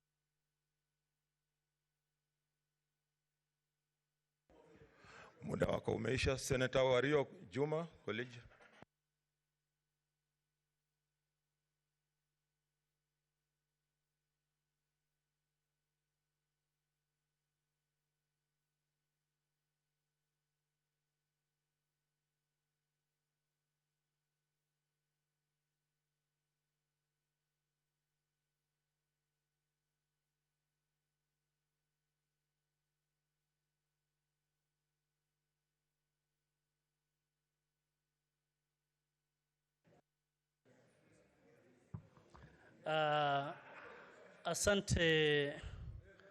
Asante Mheshimiwa Spika kwa kunipatia nafasi hii ili nami niweze kuchangia mswada ambao ulio mbele yetu. Mheshimiwa Spika, vile unavyojua watu wa Kiambu